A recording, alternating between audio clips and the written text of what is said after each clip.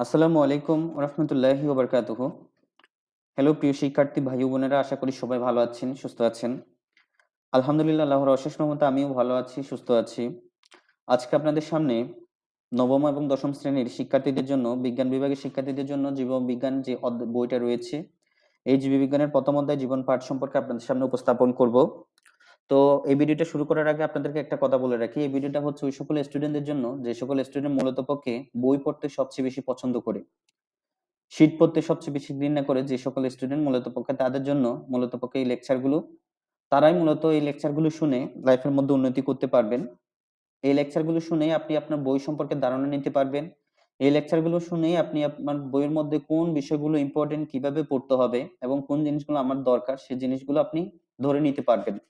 তো ওইভাবে মূলত পক্ষে আপনাদের সামনে এই ভিডিওগুলোর মাধ্যমে আপনাদের প্রত্যেকটা বইয়ের টপিকস উপস্থাপন করা হবে। তো চেষ্টা করবেন ভিডিওর প্রথম থেকে শেষ পর্যন্ত দেখার জন্য। এরপরে আরেকটা কথা হচ্ছে, ভিডিও দেখার সময় দেখবেন আমি এখানে বইয়ের অনেক অংশের মধ্যে হাইলাইট করে দিয়েছি। অনেক অংশের মধ্যে আপনাদেরকে বলব যে ওই পয়েন্টগুলো মার্ক করে রাখার জন্য। কারণ ওই পয়েন্টগুলো হচ্ছে খুবই ইম্পোর্টেন্ট। এরপরে আমি আপনাদেরকে প্রত্যেকটা পয়েন্ট শুরু করার আগে ওই পয়েন্টটা নিয়ে কিভাবে প্রশ্ন হতে পারে, ওই প্রশ্নগুলো আমি আপনাদের মুখে বলবো। তো যার কারণে সবসময় চেষ্টা করবেন ভিডিওটা দেখার সময় পাশে কলম আর খাতা রাখার জন্য। যাতে করে প্রশ্নগুলো আপনারা লিখে নিতে পারেন। পরবর্তীতে ভিডিওটা সম্পূর্ণ দেখার পরে ওই পয়েন্টগুলো, ওই প্রশ্নগুলো মূলত পক্ষে বইয়ের ওই অংশের মধ্যেও লিখে ফেলতে পারেন, অথবা এগুলো ধরে আপনারা নিজেরা নিজেদের নোট তৈরি করতে পারেন। এভাবে যদি পড়ালেখা করেন ইনশাল্লাহ অবশ্যই জীববিজ্ঞানের মধ্যে এ প্লাস পাবেন, এবং প্রত্যেকটা সাবজেক্টে যদি এভাবে পড়ালেখা করেন তাহলে অবশ্যই প্রত্যেকটা সাবজেক্টে এ প্লাস পাবেন, এতটুকু নিশ্চিত থাকতে পারবেন। তো আমরা আজকে আমাদের যে জীববিজ্ঞানের প্রথম যে অধ্যায়টা রয়েছে, আমরা ওই অধ্যায় সম্পর্কে জানবো। সর্বপ্রথম আমরা যে অধ্যায়টা শুরু করব সেই অধ্যায়ের মধ্যে কি কি আছে এই বেসিকটা আমাদের দেখতে হবে। অর্থাৎ এই অধ্যায়টা পরে আমরা কি কি জানতে পারবো, এই জিনিসগুলো আমাদের শিখতে হবে। তো দেখেন আমাদের প্রথম অধ্যায়, সেটা হচ্ছে জীবন পাঠ। এখানে যে কথাগুলো বলা হচ্ছে যে মানব সভ্যতা বিকাশে বর্তমান শতকের চ্যালেঞ্জ হচ্ছে খাদ্য উৎপাদন। মানব সভ্যতা বিকাশে বর্তমান শতকের চ্যালেঞ্জ হচ্ছে খাদ্য উৎপাদন, চিকিৎসা শাস্ত্রের উন্নয়ন করা, বিরূপ পরিবেশে জীবনের অস্তিত্ব রক্ষা করা। এইসব ক্ষেত্রে জীববিজ্ঞানের ভূমিকাটা অপরিসীম। এই অধ্যায়ে আমরা জীববিজ্ঞানের সংজ্ঞা জানতে পারবো, জীববিজ্ঞানের যে শাখাগুলো রয়েছে এই শাখাগুলো সম্পর্কে আমরা জানতে পারবো। এরপর হচ্ছে বিভিন্ন জীবের নামকরণ পদ্ধতি সম্পর্কে আমরা জানতে পারবো। তাহলে আমরা একটা হিন্টস পেয়ে গেলাম। সেটা হচ্ছে যে আমরা এই অধ্যায়ে কোন কোন পয়েন্ট গুলো জানতে পারবো, ঠিক আছে? সেটা হচ্ছে জীববিজ্ঞানের সংজ্ঞা জানবো, জীববিজ্ঞানের শাখাসমূহের নাম জানবো, এবং জীববিজ্ঞানের যে বিভিন্ন ধরনের জীব রয়েছে এদের নামকরণ কিভাবে করতে হয় সেটা সম্পর্কে আমরা জানবো। এরপর আসি আমরা এই অধ্যায়টা পড়ার শেষে আমরা কি কি বলতে পারবো বা আমরা কি কি ব্যাখ্যা করতে পারবো এই সম্পর্কে এখানে বলা আছে। দেখেন হচ্ছে জীববিজ্ঞানের ধারণা আমরা ব্যাখ্যা করতে পারবো, জীববিজ্ঞানের প্রধান শাখাগুলো কি কি সেটা সম্পর্কে আমরা বর্ণনা করতে পারবো, জীবের শ্রেণীবিন্যাস ধারণা ব্যাখ্যা করতে পারবো, জীবের শ্রেণীবিন্যাসের প্রয়োজনীয়তা আমরা মূল্যায়ন করতে পারবো, জীবের শ্রেণীবিন্যাসকরণ পদ্ধতি বর্ণনা করতে পারবো, দ্বিপদ নামকরণের ধারণা ও গুরুত্ব ব্যাখ্যা করতে পারবো, বাস্তব জীবনে জীবের শ্রেণীবিন্যাসের প্রয়োজনীয়তা অনুধাবন করতে পারবো। তো আমরা আমাদের মূল পয়েন্টের দিকে চলে যাই, সেটা হচ্ছে আমাদের প্রথম প্যাটার্ন। আমাদের প্রথম প্যাটার্ন হচ্ছে জীববিজ্ঞানের ধারণা। জীববিজ্ঞানের ধারণা। তো এখানে বলা আছে, দেখেন যে আমরা ছোটবেলা থেকে শুনে এসেছি যে যাদের জীবন আছে তাদেরকে বলা হয় জীব।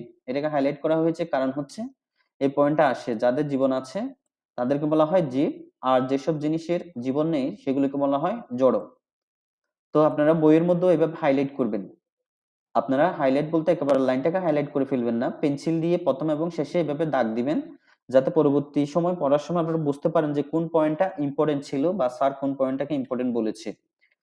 এরপরে এখানে বেশ কয়েকটা পড়া আছে যে মোটা দাগে বোঝার জন্য বিশ্বের সব পদার্থকে এরকম দুটি ভাগে ভাগ করা যেতে পারে, কিন্তু বিজ্ঞানের সূক্ষ্ম বিচারে কোথায় জড় অচেতনের শেষ আর কোথায় জীবের শুরু তা অনেকের সময় বলা মুশকিল। আসলে জীবের ভিত্তিমূল কাজ করে পদার্থবিজ্ঞান, রসায়ন বিজ্ঞানের সেই একই নিয়ম যা কিনা জড় জগৎকে নিয়ন্ত্রণ করে থাকে। তাই জীবজগৎকে বুঝতে হলে আমাদের ভৌত বিজ্ঞান, পদার্থবিজ্ঞান ও রসায়ন বিজ্ঞান সম্পর্কে জ্ঞান থাকা জরুরি। যারা আমরা সায়েন্সে পড়ছি তারা কিন্তু আমরা এই সাবজেক্ট গুলো পেজ করি। সেটা হচ্ছে পদার্থবিজ্ঞান পড়তে হয়, রসায়ন বিজ্ঞান পড়তে হয়, ভৌত বিজ্ঞান, জীববিজ্ঞান এসব কিছু পড়তে হয়। তো এই হিন্টসটা এখানে দেওয়া হচ্ছে। এরপরে হচ্ছে এখানে খেয়াল করেন আমি হাইলাইট করেছি যে লাইনটা, যে কিন্তু এটা ভাবলে ভুল হবে যে ভৌত বিজ্ঞান জানলে আলাদা করে জীববিজ্ঞান পাঠ কোনো দরকার নাই। এই কথাটা কিন্তু ভুল। বরং জীবনকে ভাবা যেতে পারে অনেকগুলো জড়ের এমন এক জটিল সমাবেশ হিসেবে, যেখানে ওই জটিলতার কারণে নতুন কিছু গুণের উদ্ভব ঘটেছে। এই লাইনটা খুবই ইম্পর্টেন্ট। এটা একটু হাইলাইট করে রাখবেন বা মার্ক করে রাখবেন। সেটা হচ্ছে, বরং জীবনেরকে ভাবা যেতে পারে অনেকগুলো জড়ের এমন এক জটিল সমাবেশ। তাহলে জীবন কি? জীবন কিভাবে তৈরি হয় এই জিনিসটা একটা হিন্টস দিয়েছে। সেটা হচ্ছে অনেকগুলো জড়ের জটিল সমাবেশ হচ্ছে জীবন। সেখানে ওই জটিলতার কারণে কিন্তু নতুন, নতুন কিছু গুণের উদ্ভব ঘটেছে। ঠিক যেমন ধরো যে হাইড্রোজেন আর অক্সিজেনের নির্দিষ্ট অনুপাতিক সংযোগে পানি তৈরি হয়, যার বিশিষ্ট বা বৈশিষ্ট্য হাইড্রোজেন বা অক্সিজেন কোনটার মতোই নয়। যেমন এখানে একটা হিন্টস দেওয়া হচ্ছে, আমরা যে পানিগুলো পান করছি, আমরা যে পানিগুলো দেখছি, এই পানিগুলো কিন্তু ২ ধরনের মৌল নিয়ে গঠিত হয়। একটা হচ্ছে হাইড্রোজেন, আরেকটা হচ্ছে অক্সিজেন। তো মাঝে, মাঝে পরীক্ষার মধ্যে দিয়ে দেয় যে পানি কিভাবে গঠিত হয়। তো আপনাদেরকে বলতে হবে সেটা হচ্ছে হাইড্রোজেন এবং অক্সিজেনের সমন্বয়ে পানি গঠিত হয়। এরপর বলা হচ্ছে দেখেন, যখন পানিকে আমরা ভাঙি তখন হাইড্রোজেন এবং অক্সিজেন পাচ্ছি। তো হাইড্রোজেনেরও এক ধরনের বৈশিষ্ট্য আছে, আবার হচ্ছে অক্সিজেনেরও এক ধরনের বৈশিষ্ট্য আছে। কিন্তু যখন পানিতে তারা কনভার্ট হয়ে যায় তখন আরেকটা নতুন আলাদা রূপে তারা প্রকাশ পায়। ঠিক আছে? তো এই কথাটা এখানে বলা হয়েছে। তাই জড়ের সুনির্দিষ্ট সন্নিবেশে জীব গঠিত হলেও তার মধ্যে এমন সব নতুন ধরনের বৈশিষ্ট্যের উদ্ভব ঘটে যা তার জড় গাঠনিক উপাদানগুলোর মধ্যে ছিল না। জীববিজ্ঞান বেশ প্রাচীন বিজ্ঞান। এই যে পুরো প্যারাটা আছে, এখান থেকে এই পুরোটা পড়ার চেষ্টা করবেন বা মুখস্থ করার চেষ্টা করবেন। সেটা হচ্ছে, জীববিজ্ঞান বেশ প্রাচীন বিজ্ঞান। জীববিজ্ঞানকে ইংরেজিতে বায়োলজি বলা হয়। এটি গঠিত হয়েছে গ্রিক বায়োস অর্থাৎ জীবন এবং লোগোস শব্দের অর্থ হচ্ছে জ্ঞান, এই দুটি শব্দের সমন্বয়ে। তাহলে আপনাদের প্রশ্ন আসে, প্রশ্নটা আপনারা লিখে রাখতে পারেন। আমি এখানে কিউ দিয়ে মার্কস করে দিয়েছি। সেটা হচ্ছে, অথবা আপনারা বইতে কিউ লিখে রাখতে পারেন। সেটা হচ্ছে, জীববিজ্ঞান কাকে বলে? জীববিজ্ঞান বলতে কি বোঝো? আমি প্রশ্নটা আবার বলছি, সেটা হচ্ছে জীববিজ্ঞান কাকে বলে? জীববিজ্ঞান বলতে কি বোঝো? তখন আপনাদের এভাবে সেটা ব্যাখ্যা করতে হবে। যেহেতু চিকিৎসা ও কৃষি সংক্রান্ত ব্যাপারে জীববিজ্ঞানের একটি গুরুত্বপূর্ণ ভূমিকা রয়েছে, সেহেতু সভ্যতার একেবারে আদিকাল থেকে গ্রিস, মিশর, মধ্যপ্রাচ্য, ভারতবর্ষ, চীন সহ বিভিন্ন অঞ্চলের সভ্যতায় জীববিজ্ঞানের কিছু না কিছু চর্চা হয়েছে। যদিও সেসব চর্চাকে আধুনিক বৈজ্ঞানিক পদ্ধতির বিচারে ঠিক বিজ্ঞাপন বলা যায় না, তবু জ্ঞানের এই শাখার বিকাশের জন্য তা অপরিহার্য ছিল। তো আমাদের মূল পয়েন্ট হচ্ছে এটা। এখানে যে হাইলাইট করলাম আমি, এই অংশটুকু আপনারা পেন্সিল দিয়ে মার্ক করে রাখবেন। পরবর্তীতে এটা মুখস্থ করে ফেলবেন, অথবা এখনই চাইলে সেটা মুখস্থ করে ফেলতে পারেন যে বায়োলজি কাকে বলে, বায়োলজি শব্দটা কিভাবে গঠিত হয়। বায়োলজি শব্দটা ২ টা অংশ নিয়ে গঠিত হয়। একটা হচ্ছে বায়োস, আরেকটা হচ্ছে লোগোস। বায়োস শব্দের অর্থ হচ্ছে জীবন, লোগোস শব্দের অর্থ হচ্ছে জ্ঞান। এভাবে একটা পড়াকে যখন আপনারা ২-৩ বার রিপিট করবেন তখন দেখবেন যে এটা অটোমেটিক্যালি আপনাদের মাথায় চলে যাচ্ছে। এরপরে হচ্ছে জীববিজ্ঞানের শাখাগুলো। তার মানে হচ্ছে আমরা এখন জীববিজ্ঞান সম্পর্কে জানলাম।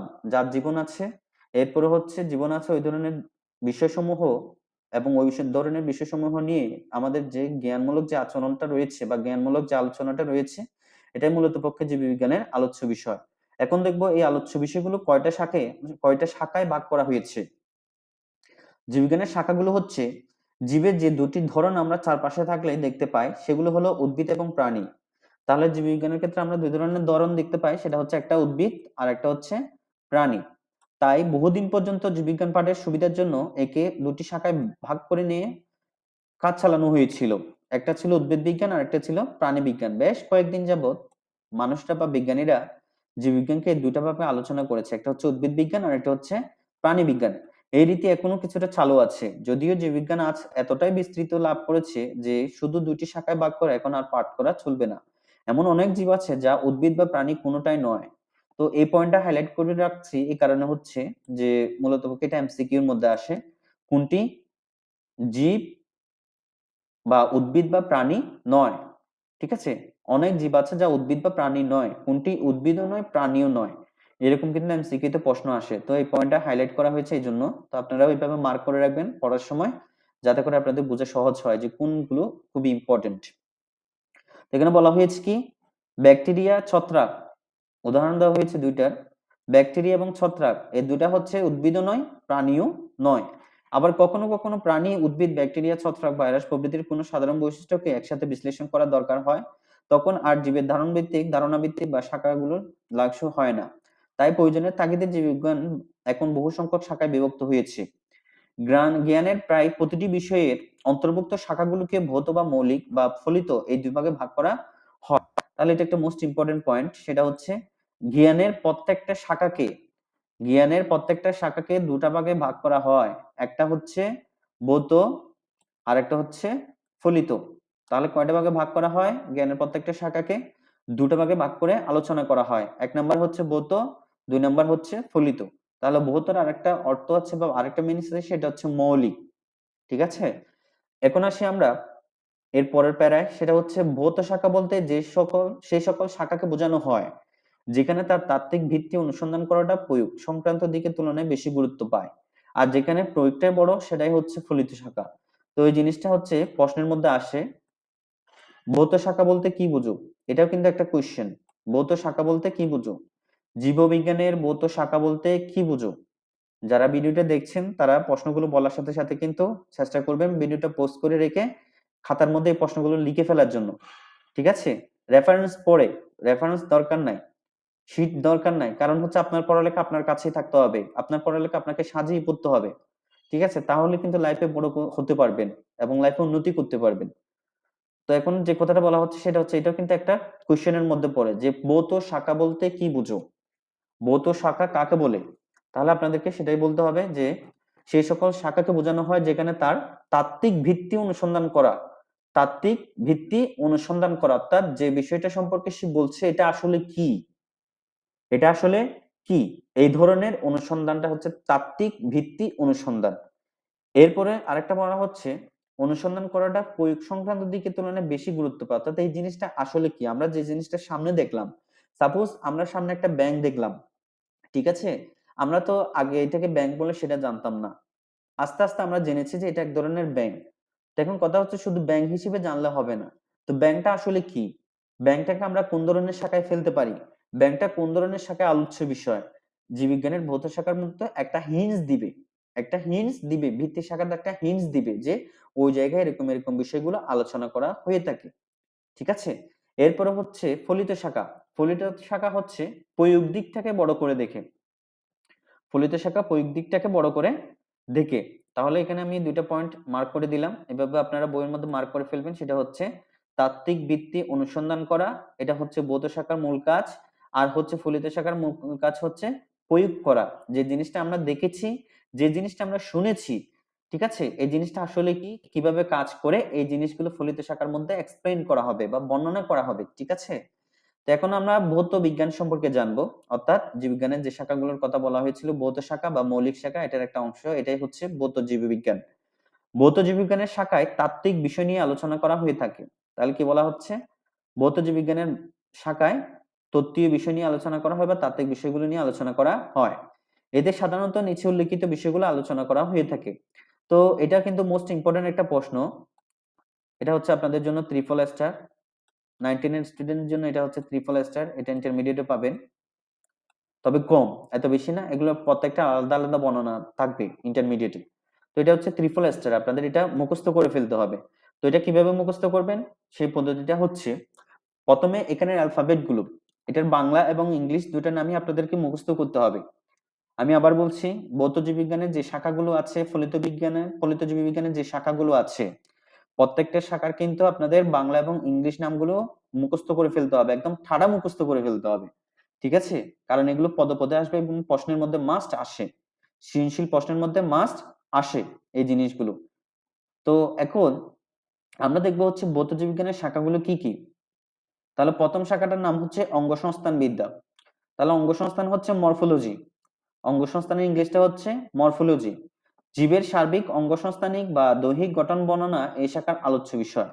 তাহলে মরফোলজি কি করে, মরফোলজি হচ্ছে যে আমাদের দেহটা কিভাবে গঠিত হয়, কোন কোন অংশ নিয়ে গঠিত হয়, এই জিনিসগুলো নিয়ে এই অঙ্গসংস্থান বিদ্যা বা মরফোলজিতে আলোচনা করা হয়। এখানে যে পয়েন্টগুলো হাইলাইট করা হয়েছে, অঙ্গসংস্থান বিদ্যার মূল বিষয় হচ্ছে এই জিনিসগুলো, যে দেহের বাহ্যিক বর্ণনার বিষয়, বাহ্যিক বর্ণনা, বাহ্যিক বর্ণনা, এই বিষয়টাকে বলা হয় বহি অঙ্গসংস্থান বিদ্যা, যেটা হচ্ছে এক্সটার্নাল মরফোলজি বলা হয়। এরপর হচ্ছে ইন্টারনাল, ইন্টারনাল যে অঙ্গসংস্থানগুলো রয়েছে বা অঙ্গগুলো রয়েছে, এগুলো সম্পর্কে যেখানে অ্যানালাইজ করা হয় বা আলোচনা করা হয়, তো সেটাকে বলা হয় হচ্ছে ইন্টারনাল মরফোলজি, দেহের অভ্যন্তরের বিষয়গুলো সম্পর্কে বর্ণনা করা এর কাজ। এরপর হচ্ছে শ্রেণী বিন্যাস বিদ্যা, এটার ইংলিশ নামটা হচ্ছে ট্যাক্সোনমি, এটার ইংলিশ নামটা হচ্ছে ট্যাক্সোনমি। তো শ্রেণীবিন্যাস বিদ্যা কি করে, শ্রেণীবিন্যাস এবং তার রীতিনীতিগুলো এই শাখার আলোচ্য বিষয়। তাহলে শ্রেণীবিন্যাস বলতে কি বোঝায়, আমি যে প্রথমে একটা উদাহরণ বলেছিলাম, আমরা ওই উদাহরণটাই নিয়ে যাই, সেটা হচ্ছে ব্যাঙ। ব্যাঙের কথা বলেছিলাম। আমরা আশেপাশে অনেকগুলো দেখতে পাই। তো এখন কথা হচ্ছে ব্যাঙটা কোন শ্রেণীর মধ্যে পড়ে? ব্যাঙের বৈজ্ঞানিক নামটা কি? ব্যাঙটা কোন পর্বের মধ্যে পড়ে? এই সকল বিষয় সম্পর্কে যে জায়গায় আলোচনা করা হবে বা যেখানে সাজিয়ে গুছিয়ে রয়েছে, সেটার নাম হচ্ছে শ্রেণীবিন্যাসবিদ্যা বা ট্যাক্সোনমি। এরপরে আসি আমরা শারীরবিদ্যা। তাহলে শারীরবিদ্যা পড়ার আগে আমরা এখানে একটা জিনিস দেখি, সেটা হচ্ছে এখানে শারীর কথা বলা হয়েছে। অর্থাৎ আমাদের শরীরের সাথে সম্পর্কিত যে অংশটা রয়েছে বা যে বিদ্যাটা রয়েছে সেটাকে আমরা ফিজিওলজি হিসেবে আখ্যায়িত করতে পারি। তাহলে শরীরে কোন জিনিসগুলো আলোচনা করবে এই শারীরবিদ্যার মধ্যে? সেগুলো বলা হচ্ছে যে অঙ্গ-প্রত্যঙ্গের জৈব রাসায়নিক কার্যাদি। অঙ্গ-প্রত্যঙ্গের জৈব রাসায়নিক কার্যাদি। তাহলে অঙ্গ-প্রত্যঙ্গের জৈব রাসায়নিক কার্যাদিগুলো কি, কি? শ্বসন হতে পারে, রেচন হতে পারে, সালোকসংশ্লেষণ হতে পারে ইত্যাদি। তো এই বিষয়গুলো যে শাখায় আলোচনা করা হয় তাকে বলা হয় শারীরবিদ্যা বা ফিজিওলজি। এরপরে আসি আমরা হিস্টোলজি। হিস্টোলজি, তাহলে হিস্টোলজিটা হচ্ছে মূলত পক্ষে টিস্যু বিদ্যা। ঠিক আছে? হিস্টোলজি শব্দের অর্থটা হচ্ছে মূলত পক্ষে টিস্যু বিদ্যা। তাহলে টিস্যু বিদ্যা হচ্ছে এখানে আলোচ্য বিষয় হচ্ছে টিস্যু সমূহের গঠন, বিন্যাস এবং কার্যাবলী। টিস্যু সমূহের গঠন, বিন্যাস এবং কার্যাবলী। টিস্যু সমূহ কি, অর্থাৎ টিস্যু কাকে বলে, তারপর টিস্যু হচ্ছে কোন কোন টিস্যু কিভাবে গঠিত হয়, বা টিস্যু দিয়ে একটা অঙ্গ বা একটা অঙ্গ প্রত্যঙ্গ কিভাবে গঠিত হয়, টিস্যুগুলো কিভাবে থাকে, কোন টিস্যুর আকার কিরকম, এই সমস্ত বিষয় কিন্তু এই হিস্টোলজির মধ্যে আলোচনা করা হয়ে থাকে। এরপরে হচ্ছে ভ্রূণবিদ্যা বা এমব্রায়োলজি। তাহলে এমব্রায়োলজি কাকে বলে? জনন কোষের উৎপত্তি, নিষিক্ত জাইগোট থেকে ভ্রূণের সৃষ্টি, গঠন, পরিস্ফুটন, বিকাশ প্রভৃতি নিয়ে আলোচনা করা এই শাখার বিষয়। ভ্রূণ, ভ্রূণ, ঠিক আছে? আমরা মানুষরা সর্বপ্রথম কিন্তু একটা ভ্রূণের মধ্যেই থাকি। ভ্রূণ থেকে আস্তে আস্তে সেটা স্টেপ বাই স্টেপ আমরা মানুষে পরিণত হই। ঠিক আছে? তো এই ভ্রূণবিদ্যার মধ্যে মূলত পক্ষে এই জিনিসটা পুরো প্রসেসটা কিভাবে একটা মানুষ বা কিভাবে একটা প্রাণী পরিপূর্ণভাবে তৈরি হয়, ঠিক আছে? এই জিনিসগুলো প্রথম থেকে শেষ পর্যন্ত সুন্দরভাবে আলোচনা করা হয়ে থাকে। তার মধ্যে কি কি পড়তে পারে? সেটা হচ্ছে জনন কোষের উৎপত্তি পড়তে পারে, নিষিক্ত জাইগোট থেকে কিভাবে ভ্রূণের সৃষ্টি হতে পারে এটা পড়তে পারে, এরপরে গঠন পড়তে পারে, এরপরে পরিস্ফুটন পড়তে পারে, সেটা হচ্ছে বিকাশ, এরপরে হচ্ছে বিকাশ। ঠিক আছে? এই সকল বিষয় নিয়ে ভ্রূণবিদ্যার মধ্যে আলোচনা করা হয়ে থাকে। এরপরে হচ্ছে কোষবিদ্যা বা সাইটোলজি। তাহলে কোষ হচ্ছে কি? আমরা জানি জীবদেহের গঠন ও কাজের একক, অর্থাৎ জীবদেহ গঠন করার জন্য কোষের অবদান সবচেয়ে বেশি। কোটি কোটি কোষ নিয়ে কিন্তু এক একটা অংশ গঠিত হয়। ঠিক আছে? তো এই কোষ বিদ্যার মধ্যে মূলত পক্ষে কোষের গঠন, কার্যাবলী ও বিভাজন সম্পর্কে সম্পূর্ণরূপে আলোচনা করা হয়ে থাকে। এরপরে আসি আমরা বংশগতিবিদ্যা বা জেনেটিক্স।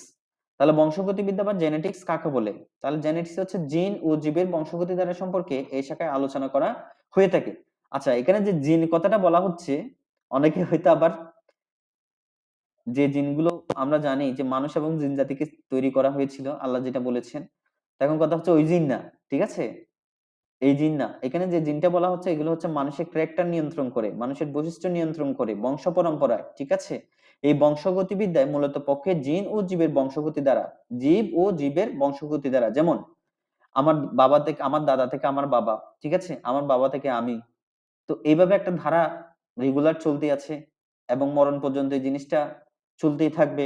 তো এই ধারাগুলো আসলে কিভাবে আসে, কোন অংশ থেকে কোনটা কিভাবে আসে, অথবা আমার বাবার বৈশিষ্ট্য আমার কাছে আছে, অথবা আমার দাদার বৈশিষ্ট্য আমার বাবার কাছে আছে, এই জিনিসগুলো কিভাবে হয়, কেন হয়, কোন জিনিসটা এটার জন্য দায়ী, এই সম্পর্কে কিন্তু এই বংশগতি বিদ্যা বা জেনেটিক্স এর মধ্যে সম্পূর্ণরূপে আলোচনা করা হয়ে থাকে। এরপর হচ্ছে বিবর্তন বিদ্যা। বিবর্তন বিদ্যার ইংলিশটা হচ্ছে ইভলিউশন। ইভলিউশনটা হচ্ছে পৃথিবীর প্রাণের বিকাশ, জীবের বিবর্তন এবং ক্রমবিকাশের তত্ত্বসমূহের আলোচনা করাই হচ্ছে এই বিবর্তন বিদ্যার কাজ। তাহলে বিবর্তন বিদ্যা কি করে? প্রাণের বিকাশ, কোথায় থেকে প্রাণের সৃষ্টি হয়েছে, এরপর হচ্ছে জীবের বিবর্তন, কিভাবে জীবটা পরিবর্তন হচ্ছে, এরপর হচ্ছে ক্রমবিকাশ, কিভাবে ধাপে ধাপে এসেছে, এই জিনিসগুলো বিবর্তন বিদ্যার মধ্যে আলোচনা করা হয়ে থাকে। ঠিক আছে? তো এরপর আসি আমরা বাস্তুবিদ্যা। বাস্তুবিদ্যা বা ইকোলজি। বাস্তুবিদ্যা বা ইকোলজি বা বাস্তুবিদ্যার ইংলিশটা হচ্ছে ইকোলজি। এই শাখায় যেটা আলোচনা করা হয় সেটা হচ্ছে পরিবেশের সাথে জীবের আন্তঃসম্পর্ক নিয়ে এই শাখায় আলোচনা করা হয়ে থাকে। পরিবেশের সাথে জীবের আন্তঃসম্পর্ক, অর্থাৎ পরিবেশ, আমাদের আশেপাশে যে পরিবেশগুলো আছে এগুলোর সাথে জীবের মধ্যে যে সম্পর্কটা রয়েছে, এই সম্পর্কটা নিয়ে মূলত পক্ষে এই বাস্তুবিদ্যার মধ্যে বা ইকোলজির মধ্যে আলোচনা করা হয়ে থাকে। এরপরে হচ্ছে এন্ডোক্রাইনোলজি। এন্ডোক্রাইনোলজিটা কি? এন্ডোক্রাইনোলজিটা হচ্ছে মূলত পক্ষে জীবদেহের হরমোনের কার্যকারিতা বিষয়ক যে বিষয়গুলো রয়েছে এই জিনিসগুলো নিয়ে আলোচনা করা হয় এই এন্ডোক্রাইনোলজি শাখাটার মধ্যে। তাহলে এখানে আপনাদের এন্ডোক্রাইনোলজির মধ্যে বলা হচ্ছে হরমোন। একটা জিনিস মনে রাখবেন, আমাদের শরীরটা নিয়ন্ত্রণ করার জন্য কিন্তু সবচেয়ে বেশি দায়ী হচ্ছে হরমোন। ঠিক আছে? যার হরমোনের মধ্যে মূলত পক্ষে কোনো প্রবলেম হয় তার কিন্তু বিভিন্ন অসুস্থতা বা বিভিন্ন ধরনের সিম্পটমস দেখা যায়, সাইড ইফেক্ট দেখা যায়। এরপরে হচ্ছে হরমোন জিনিসটা কিন্তু একটা মানুষকে সুস্থ সবল এবং মানুষকে সুন্দরভাবে চলাচলের জন্য বা চলাফেরা করার জন্য এবং মানুষকে সুন্দরভাবে তার কার্য সম্পাদন করার জন্য, মানুষের গ্রোথ থেকে শুরু করে সবকিছু নিয়ন্ত্রণ করে থাকে কিন্তু এই হরমোনটা। এরপরে হচ্ছে জীবভূগোল বা বায়োজিওগ্রাফি। বায়োজিওগ্রাফি হচ্ছে পৃথিবীর বিভিন্ন ভৌগোলিক সীমারেখার জীবের বিস্তৃতি সম্পর্কে এই জীবভূগোলের মধ্যে আলোচনা করা হয়।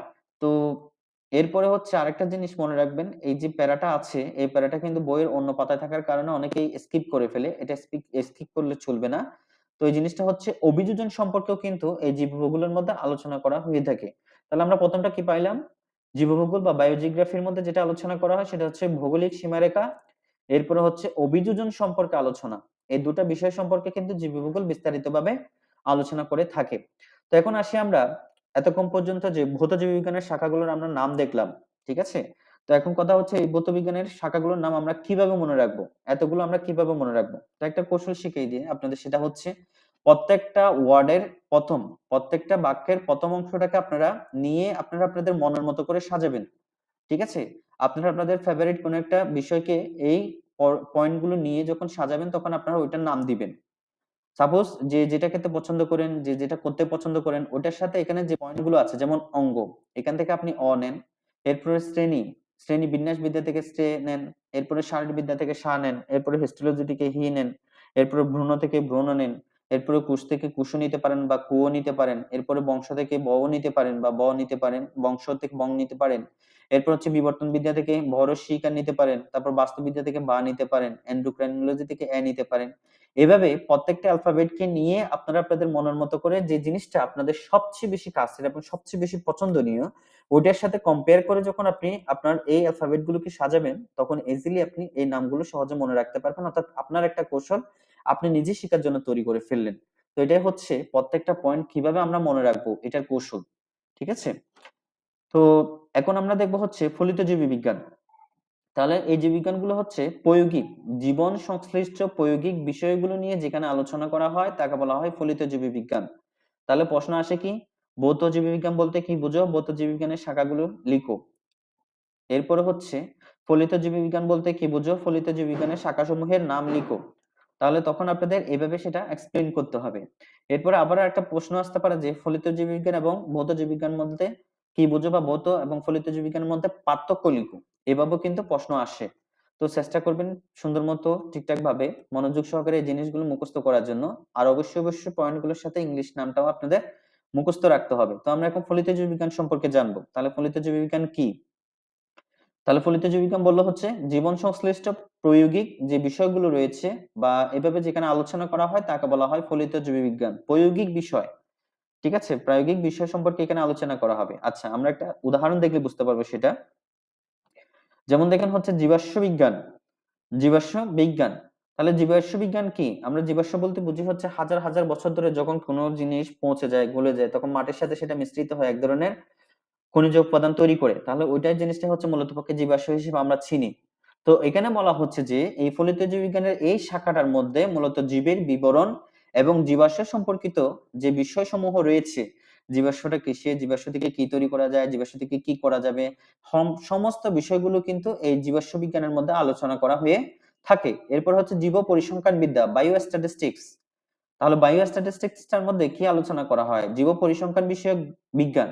অর্থাৎ জীবের যে একটা বংশ পরম্পরা রয়েছে, যেমন সাপোজ আমরা একটা হিসাব দেখি না যে আমাদের দেশের মধ্যে একটা হিসাব করে অথবা ইউনেস্কো করে থাকে, মাঝে মাঝে অনেক সংস্থা করে থাকে জিনিসগুলো, যে সুন্দরবনের মধ্যে কয় ধরনের বা কয় হাজার ধরনের বা কয় ধরনের বা কত হাজার প্রাণী রয়েছে বা কোন প্রাণীর সংখ্যা কতটুকু, ঠিক আছে? কোনগুলো বিলুপ্ত হয়ে যাচ্ছে, কোনগুলো এখনো পর্যন্ত টিকে আছে, কোনগুলোর ক্ষমতা সবচেয়ে বেশি, হরেক রকমের পয়েন্ট থাকে। এগুলোকে একটা পরিসংখ্যানের মাধ্যমে প্রকাশ করার যে মাধ্যমটা রয়েছে বা প্রকাশ করার যে সংস্থাটা কাজ করে বা প্রকাশ করার যে বিজ্ঞানটা কাজ করে তাকে বলা হয় হচ্ছে জীব পরিসংখ্যান বিদ্যা বা বায়ো স্ট্যাটিস্টিক্স।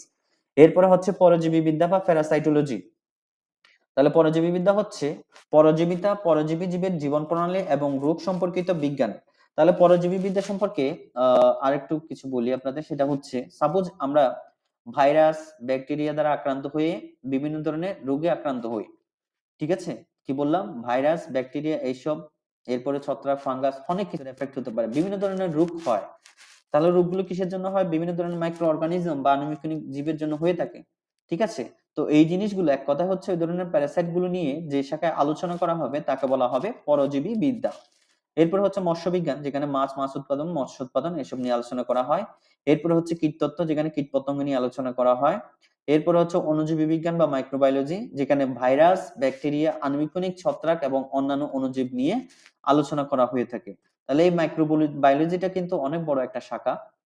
তো এই জিনিসটা একটু মনে রাখবেন, মাইক্রোবায়োলজির মধ্যে কি আলোচনা করা হয় সেটা হচ্ছে ভাইরাস, ব্যাকটেরিয়া, আণুবীক্ষণিক ছত্রাক এবং অন্যান্য অণুজীব সম্পর্কিত যে বিজ্ঞানটা রয়েছে বা যেখানে আলোচনা করা হয় বা যে শাখায় ব্যাখ্যা করা হয় ডিটেইলস, সেটার নাম হচ্ছে মাইক্রোবায়োলজি। এরপরে হচ্ছে কৃষি বিজ্ঞান, এখানে কৃষি বিষয়ক বিজ্ঞান বলা যায়। এরপরে হচ্ছে চিকিৎসা বিজ্ঞান, তাহলে চিকিৎসা বিজ্ঞান হচ্ছে মানবদেহের রোগ, এরপরে হচ্ছে মানবদেহ, চিকিৎসা ইত্যাদি পদ্ধতি সম্পর্কে এখানে আলোচনা করা হয়ে থাকে।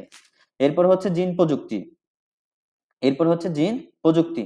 তাহলে এটাও কিন্তু অনেক বড় একটা সেক্টর, জিন প্রযুক্তি। বর্তমান যুগটা কিন্তু এই জিন প্রযুক্তির মাধ্যমে অনেক অনেক কিছু উদ্ভাবন করতে পারছে। যেমন পাটের জীবন রহস্য আবিষ্কার করা, তারপর উন্নত উন্নত ধান তৈরি করার জন্য যে জিন রহস্যগুলো আবিষ্কার করা, যেগুলো হচ্ছে বড় বড় ধরনের যে অবদানগুলো আছে বা বড় বড় ধরনের আবিষ্কার বা আরো বড় ধরনের লাভবান কোনো কিছু করার জন্য এই জিন প্রযুক্তিটা কিন্তু মূলত পক্ষে কাজ করে থাকে, বা জিন প্রযুক্তি বা জেনেটিক ইঞ্জিনিয়ারিংটা কাজ করে থাকে। ঠিক আছে? তো এরপরে হচ্ছে প্রাণ রসায়ন বা বায়োকেমিস্ট্রি। প্রাণ রসায়নটা কি? জীবের প্রাণ রাসায়নিক কার্যপ্রণালী, রোগ ইত্যাদি সম্পর্কে যেখানে আলোচনা করা হয় সেখানে বা সে শাখাটাকে বলা হয় প্রাণ রসায়ন বা বায়োকেমিস্ট্রি। এরপর হচ্ছে পরিবেশ বিজ্ঞান বা এনভায়রনমেন্টাল সায়েন্স। এনভায়রনমেন্টাল সায়েন্স কাকে বলে? সেটা হচ্ছে পরিবেশ সম্পর্কিত বিজ্ঞানকে বলা হয় এনভায়রনমেন্টাল সায়েন্স।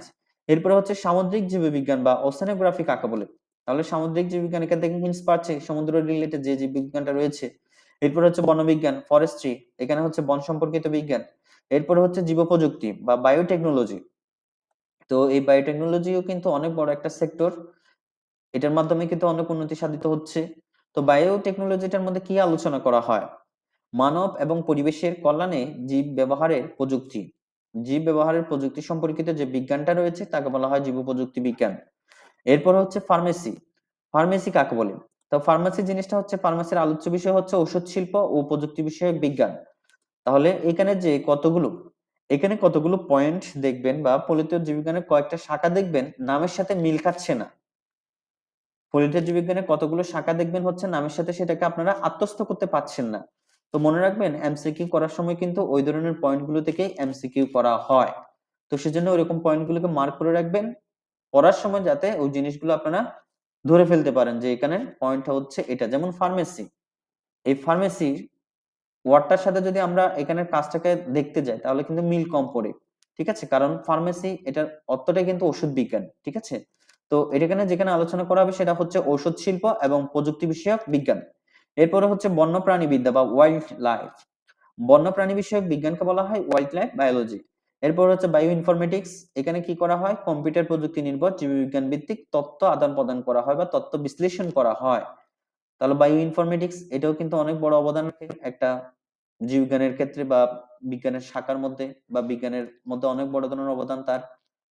তাহলে সে কি করে থাকে? বায়ো ইনফরমেটিক্স এর কাজ হচ্ছে কম্পিউটার প্রযুক্তি নির্ভর। বায়ো ইনফরমেটিক্স এর কাজ হচ্ছে কম্পিউটার প্রযুক্তি নির্ভর জীববিজ্ঞান ভিত্তিক তথ্য আদান প্রদান করা। যেমন হচ্ছে ক্যান্সারের বিশ্লেষণ বিষয়ক বিজ্ঞানও আমরা বলতে পারি এই বায়ো ইনফরমেটিক্সটাকে। এরপর এখানে কিছু কাজ দেওয়া আছে, এগুলো আমরা একটু দেখলে হবে। এরপর আসি আমরা জীবের শ্রেণীবিন্যাস। তাহলে আমরা প্রথম প্যাটার্ন, আমরা আমাদের এই জীবন পাঠের প্রথম প্যাটার্নটা কিন্তু কমপ্লিট করে ফেলেছি। তাহলে প্রথম প্যাটার্নের মধ্যে কি কি ছিল আমি একটু আবার রিপিট করছি। সেটা হচ্ছে প্রথমে জীববিজ্ঞান সম্পর্কে আমরা জেনেছিলাম বা জীববিজ্ঞানের সংজ্ঞা আমরা জেনেছিলাম। এরপর আমরা জীববিজ্ঞানের শাখাগুলো জেনেছিলাম। তাহলে জীববিজ্ঞানের সংজ্ঞা শিখেছি, আমরা জীববিজ্ঞানের শাখাগুলো শিখেছি। জীববিজ্ঞানের জন্য আমরা দুটো শাখা পেয়েছিলাম, একটা ভৌত জীববিজ্ঞান ছিল আর একটা ফলিত জীববিজ্ঞান ছিল। তো এখন আমাদের যে সেক্টরটা আছে সেটা হচ্ছে জীবের শ্রেণীবিন্যাস। অর্থাৎ আমাদের আশেপাশে আমরা সহ আমাদের আশেপাশে যত ধরনের প্রাণী রয়েছে বা যত ধরনের উদ্ভিদ রয়েছে, এগুলোকে কিভাবে এক একটা জায়গার মধ্যে ফেলা হয়। কারণ আমরা একটা জিনিস দেখেন যে ক্লাস 6, 7, 8, 9, 10 এভাবে একটা সাজানো থাকে না? সাজানো থাকার কারণে কিন্তু আমরা সহজেই বুঝতে পারি যে এই ক্লাসের মধ্যে এই বিষয়গুলো আলোচনা করা হবে। ক্লাস 9 এর মধ্যে এক ধরনের বিষয় আলোচনা করা হবে, ক্লাস 8 এর মধ্যে এক ধরনের বিষয় আলোচনা করা হবে। এখন যদি এইভাবে যদি ভাগ করা না থাকতো, তাহলে কি আমরা এই জিনিসগুলো ধরতে পারতাম? উত্তর হচ্ছে না। আমরা এই জিনিসগুলো ধরতে পারতাম না। তো জীব সম্পর্কে সুন্দরভাবে বিস্তারিতভাবে ব্যাখ্যা করার জন্য কিন্তু এই শ্রেণীবিন্যাসটার গুরুত্বটা অনেক বেশি। ঠিক আছে? তো আমরা স্টেপ বাই স্টেপ জানবো এই জিনিসটা। আজ পর্যন্ত বিভিন্ন উদ্ভিদের প্রায় 4 লক্ষ এবং প্রাণীর প্রায় 13 লক্ষ প্রজাতির নামকরণ ও বর্ণনা করা হয়েছে। এটা এমসিকিউর জন্য কিন্তু খুবই গুরুত্বপূর্ণ একটা পয়েন্ট। আজ পর্যন্ত কয় ধরনের উদ্ভিদ এবং প্রাণীর প্রজাতির নামকরণ করা হয়েছে এই জিনিসটা। এরপরে হচ্ছে দেখেন যে জীবজগৎকে একটি স্বাভাবিক নিয়মে শ্রেণীবিন্যাস করার প্রয়োজনীয়তা অবশ্য অনেক আগে থেকেই প্রকৃতিবিদগণ অনুভব করেছিলেন। এটাও কিন্তু আসে যে জীববিজ্ঞানকে একটা স্বাভাবিক নিয়মে শ্রেণীবিন্যাস করার প্রয়োজনীয়তাটা কারা অনুভব করেছিলেন? তারা হচ্ছে প্রকৃতিবিদগণ। প্রকৃতিবিদগণ অনুভব করেছিলেন। এটা কিন্তু এমসিকিউর একটা পয়েন্ট। সেই প্রয়োজনের তাগিদে জীববিজ্ঞানের একটি স্বতন্ত্র শাখা গড়ে উঠেছে যার নাম হচ্ছে ট্যাক্সোনমি বা শ্রেণীবিন্যাসবিদ্যা। তাহলে ট্যাক্সোনমি বা শ্রেণীবিন্যাসবিদ্যা কাকে বলে? এটাও কিন্তু একটা কোয়েশ্চেন হতে পারে। তাহলে কি বললাম? ট্যাক্সোনমি বা শ্রেণীবিন্যাসবিদ্যা কাকে বলে? এটা কিন্তু একটা কোয়েশ্চেন হতে পারে যে শ্রেণীবিন্যাসবিদ্যা বলতে কি বুঝো? মোস্ট ইম্পোর্টেন্ট কোয়েশ্চেন এটা। ত্রিফল স্টারের প্রশ্ন সেটা হচ্ছে বিদ্যা বলতে কি বুঝো? তো শ্রেণীবিন্যাসের জনক কে বা শ্রেণীবিন্যাস কে আবিষ্কার করেছিলেন? এই জিনিসগুলো আসবে। ছোটখাটো প্রশ্ন আসে, ১ মার্কসের জন্য প্রশ্ন আসে। এরপর হচ্ছে শ্রেণীবিন্যাসের প্রয়োজনীয়তা বা শ্রেণীবিন্যাসের উদ্দেশ্য। এটা ২ মার্কসের প্রশ্ন হিসেবে আসে। তো আমরা সর্বপ্রথম দেখলাম হচ্ছে শ্রেণীবিন্যাসবিদ্যা বা ট্যাক্সোনমি বলতে কি বোঝায় বা ট্যাক্সোনমির প্রয়োজনীয়তা কেন ছিল এই জিনিসটা বিজ্ঞানীরা দেখেছেন এবং বিজ্ঞানীরা বলেছেন যে সবকিছুকে যদি আমরা গুছিয়ে ব্যাখ্যা করতে চাই তাহলে কিন্তু আমাদের এই শ্রেণীবিন্যাসবিদ্যাটা জানা খুবই জরুরি। তো শ্রেণীবিন্যাসবিদ্যার মূল লক্ষ্য মাত্র মূলত একটাই, তা হচ্ছে এই বিশাল বা বৈচিত্র্যময় জীবজগৎকে সহজভাবে অল্প পরিশ্রমে অল্প সময়ে সঠিকভাবে জানার জন্য।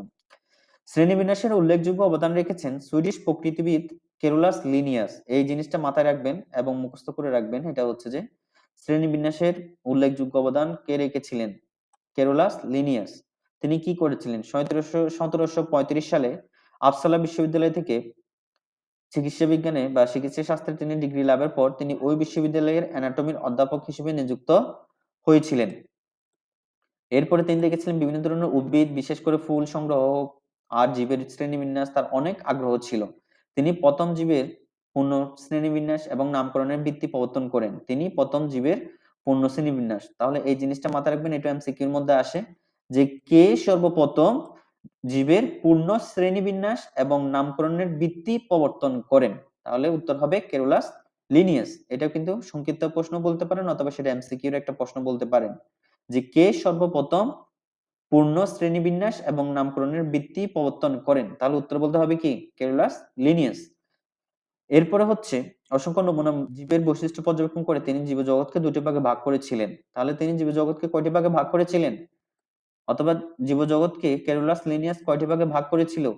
এভাবেও আসে এমসিকিউতে। অথবা জীবজগতের ভাগসমূহ লিখুক কেরোলাস লিনিয়াসের মতে বা কেরোলাস লিনিয়াসের পর্যবেক্ষণের মাধ্যমে ইনি জীবজগৎকে কয়টি ভাগে ভাগ করেছিলেন? তাহলে উত্তর হচ্ছে উদ্ভিদ জগৎ এবং প্রাণী জগৎ এই দুটি ভাগে ভাগ করেছিলেন। এখন আসি শ্রেণীবিন্যাসের উদ্দেশ্য। তাহলে আমি প্রশ্নটা কি বলেছিলাম? প্রশ্নটা যদি আবার কেউ না শুনে থাকেন তাহলে আমি আবার একটু রিপিট করছি। সেটা হচ্ছে শ্রেণীবিন্যাস কাকে বলে? শ্রেণীবিন্যাস কাকে বলে? শ্রেণীবিন্যাসের উদ্দেশ্যসমূহ লিখো। প্রশ্নটা হচ্ছে এটা। শ্রেণীবিন্যাস কাকে বলে? শ্রেণীবিন্যাসের উদ্দেশ্যসমূহ লিখো। ঠিক আছে? তো এটাও কিন্তু একটা প্রশ্ন। তো আমরা শ্রেণীবিন্যাসের উদ্দেশ্যগুলো দেখি। শ্রেণীবিন্যাসের উদ্দেশ্য হলো প্রতিটি জীবের দল ও উপদল সম্বন্ধে জ্ঞান আহরণ করা। তাহলে একটা হচ্ছে কি? প্রত্যেকটা জীব মানুষ থেকে শুরু করে, ব্যাঙ থেকে শুরু করে, সাপ থেকে শুরু করে, হাতি থেকে শুরু করে, ঘোড়া থেকে শুরু করে যতগুলো জীব আছে সবগুলোর দল এবং উপদল সম্বন্ধে সম্পূর্ণরূপে সুষ্ঠুভাবে সুন্দরভাবে সাজানো ব্যাখ্যা করাটাই হচ্ছে শ্রেণীবিন্যাসের একটা উদ্দেশ্য। এরপরে হচ্ছে জীবজগতের ভিন্নতার দিকে আলোকপাত করে আহরিত জ্ঞানকে সঠিকভাবে সংরক্ষণ করা, পূর্ণাঙ্গ জ্ঞানকে সংক্ষিপ্তভাবে উপস্থাপন করা এবং প্রতিটি জীবকে শনাক্ত করে তার নামকরণের ব্যবস্থা করা। সর্বোপরি জীবজগৎ এবং মানব কল্যাণে প্রয়োজনীয় জীবগুলিকে শনাক্ত করে তাদের সংরক্ষণে সচেতনতা বা সচেতন হওয়া। তাহলে এখানে অনেকগুলো পয়েন্টের কথা বলা হচ্ছে। জীবজগতের ভিন্নতার দিকে আলোকপাত করে আহরিত জ্ঞানকে সঠিকভাবে সংরক্ষণ করা একটা পয়েন্ট। এরপরে হচ্ছে পূর্ণাঙ্গ জ্ঞান যেটা রয়েছে, আমরা যদি একটা প্রাণী সম্পর্কে সম্পূর্ণরূপে জানি, সাপোজ আমরা যখন ব্যাঙ চিনতাম না, যেমন আমরা আমাদের চোখের সামনে যে ব্যাঙগুলো দেখি, আমরা সেগুলোতে শুধুমাত্র ব্যাঙ বলে নামকরণ করি। কিন্তু যারা সায়েন্সের স্টুডেন্ট আছে, তারা যখন এই ব্যাঙের যখন ক্লাসিফিকেশন পড়ে, ব্যাঙের কিন্তু হরেক রকমের প্রজাতি আছে। ব্যাঙের কিন্তু হরেক রকমের প্রজাতি আছে। যখন আমরা এদের প্রজাতি সম্পর্কে একটু ইন্টারনেটে সার্চ দিব অথবা বিভিন্ন জায়গা থেকে শিখার চেষ্টা করব, তখন কিন্তু আমরা অটোমেটিক্যালি বুঝতে পারবো যে আমাদের সামনে যে ব্যাঙটা রয়েছে এই ব্যাঙটা আসলে কিসের, অথবা আমাদের সামনে যে সাপটা রয়েছে এটা আমাদের কোন প্রজাতির মধ্যে আমরা ফেলতে পারি, কোন পর্বের মধ্যে আমরা ফেলতে পারি, আমরা কিভাবে শ্রেণী বিন্যাস করতে পারি। এক কথাই হচ্ছে একটা বিষয়ের পূর্ণাঙ্গ ব্যাখ্যা, সুষ্ঠু ব্যাখ্যা, কোনটা কি কিভাবে কাজ করছে, এই সব কিছু নিয়ে সুন্দরভাবে আলোচনা করাটাই হচ্ছে শ্রেণী বিন্যাসের একটা উদ্দেশ্য। এরপরে হচ্ছে সর্বোপরি জীবজগৎ এবং মানব কল্যাণের প্রয়োজনীয় জীবগুলোকে শনাক্ত করে তাদের শনাক্ত করা বা সংরক্ষণের সচেতনতা তৈরি করা, যে কোন কোন প্রাণীগুলো আমাদের জন্য খুবই দরকারি এবং কেন তাদের রক্ষা করতে হবে, কি কিভাবে রক্ষা করতে হবে, এভাবে সুন্দরভাবে আলোচনা করে এই শ্রেণীবিন্যাসের উদ্দেশ্য। এরপরে হচ্ছে জীবজগৎ, তাহলে এটা মাথায় রাখবেন, এইখান থেকেও কিন্তু প্রশ্ন আসে। এটাও হচ্ছে 2 মার্কসের প্রশ্ন অথবা 3 মার্কসের জন্য মাঝে মাঝে দিয়ে দেয়। সেটা হচ্ছে জীবজগৎ বলতে কি বোঝো, জীবজগৎ বলতে কি বুঝো, জীবজগতের প্রকারভেদ সমূহ লিখো। তাহলে আমি কি বললাম, জীবজগৎ বলতে কি বুঝো, প্রশ্নটা লিখে ফেলবেন। সেটা হচ্ছে জীবজগৎ বলতে কি বুঝো, জীবজগতের শ্রেণীবিন্যাস সমূহ লিখো, এইভাবে প্রশ্নটা আসে। অথবা হুইটেকারের যে জীবজগৎকে 5টি রাজ্য বা 5 কিংডমে ভাগ করেছিলেন, এই প্রস্তাবনাটা বলতে কি বুঝো বা এটা কি, এভাবেও কিন্তু আসে। ঠিক আছে, হুইটেকারের শ্রেণীবিন্যাস বা হুইটেকার জীবজগৎকে যে 5টি রাজ্যে ভাগ করেছিলেন এগুলো লিখো বা শ্রেণীবিন্যাস করো, হুইটেকারের মতে শ্রেণীবিন্যাস করো, এভাবেও হতে পারে। হরেক রকম ভাবে প্রশ্ন হয়। তো প্রশ্নের জন্য ক্লুটা হচ্ছে এই হুইটেকার। ঠিক আছে, তো এটা হচ্ছে তার আনসার, এটা হচ্ছে তার আনসার। ওকে, তো এখানে দেখেন আমরা বইয়ের ভাষা একটু পড়ে দেখি। জীবজগৎ কেরোলাস লিনিয়াসের সময়কাল থেকে শুরু করে বিংশ শতাব্দীর মাঝামাঝি সময় পর্যন্ত জীবজগৎকে উদ্ভিদ জগৎ এবং প্রাণী জগৎ হিসেবে বিবেচনা করে দুটি রাজ্য বা শ্রেণীবিন্যাস করা হয়েছিল। এটা কিন্তু এমসিকিউর জন্য মোস্ট ইম্পর্ট্যান্ট একটা লাইন। কত শতাব্দীর মাঝামাঝি সময় পর্যন্ত, সেটা হচ্ছে কেরোলাস লিনিয়াসের সময়কাল থেকে বিংশ শতাব্দীর মাঝামাঝি সময় পর্যন্ত জীবজগৎকে দুইটা ভাগে আলোচনা করা হতো। একটা হচ্ছে উদ্ভিদ জগৎ, আর একটা হচ্ছে প্রাণী জগৎ, এই দুটো ভাগে আলোচনা করা হতো। এরপরে বিজ্ঞানীরা এখানে অ্যানালাইজ করে দেখেছেন যে বিজ্ঞানের অগ্রযাত্রায় বর্তমানে কোষের ডিএনএ এবং আরএনএর প্রকারভেদ, জীবদেহে কোষের বৈশিষ্ট্য, কোষের সংখ্যা ও খাদ্যাভ্যাসের তত্ত্বপাত্রের উপর ভিত্তি করে আর.এস. হুইটেকার 1969 সালে জীবজগৎকে 5টি রাজ্য বা 5 কিংডমে ভাগ করার প্রস্তাব করেছিলেন। তাহলে এটাই হচ্ছে মূল পয়েন্ট হচ্ছে এটা। কিসের উপর বেসিস করে মূলত পক্ষে ইনারা বুঝেছিলেন যে জীবজগৎকে আমরা চাইলে আরো কি করতে পারি, বিস্তারিতভাবে ব্যাখ্যা করতে পারি, এবং কিভাবে আমরা ব্যাখ্যা করতে পারি এই জিনিসগুলো এখানে অ্যানালাইজ করা হচ্ছে। তো এখানে বলা হচ্ছে ডিএনএ এবং আরএনএ এর প্রকারভেদ, জীবদেহের কোষের বৈশিষ্ট্য, এরপরে হচ্ছে কোষের সংখ্যা, খাদ্যাভ্যাস, এই জিনিসগুলো আমি আরেকটু করে সুন্দরভাবে হাইলাইট করে দিচ্ছি। এই জিনিসগুলো এভাবে মার্ক করে রাখবেন, পড়ার সময় আপনাদের জন্য সেটা সহজ হবে।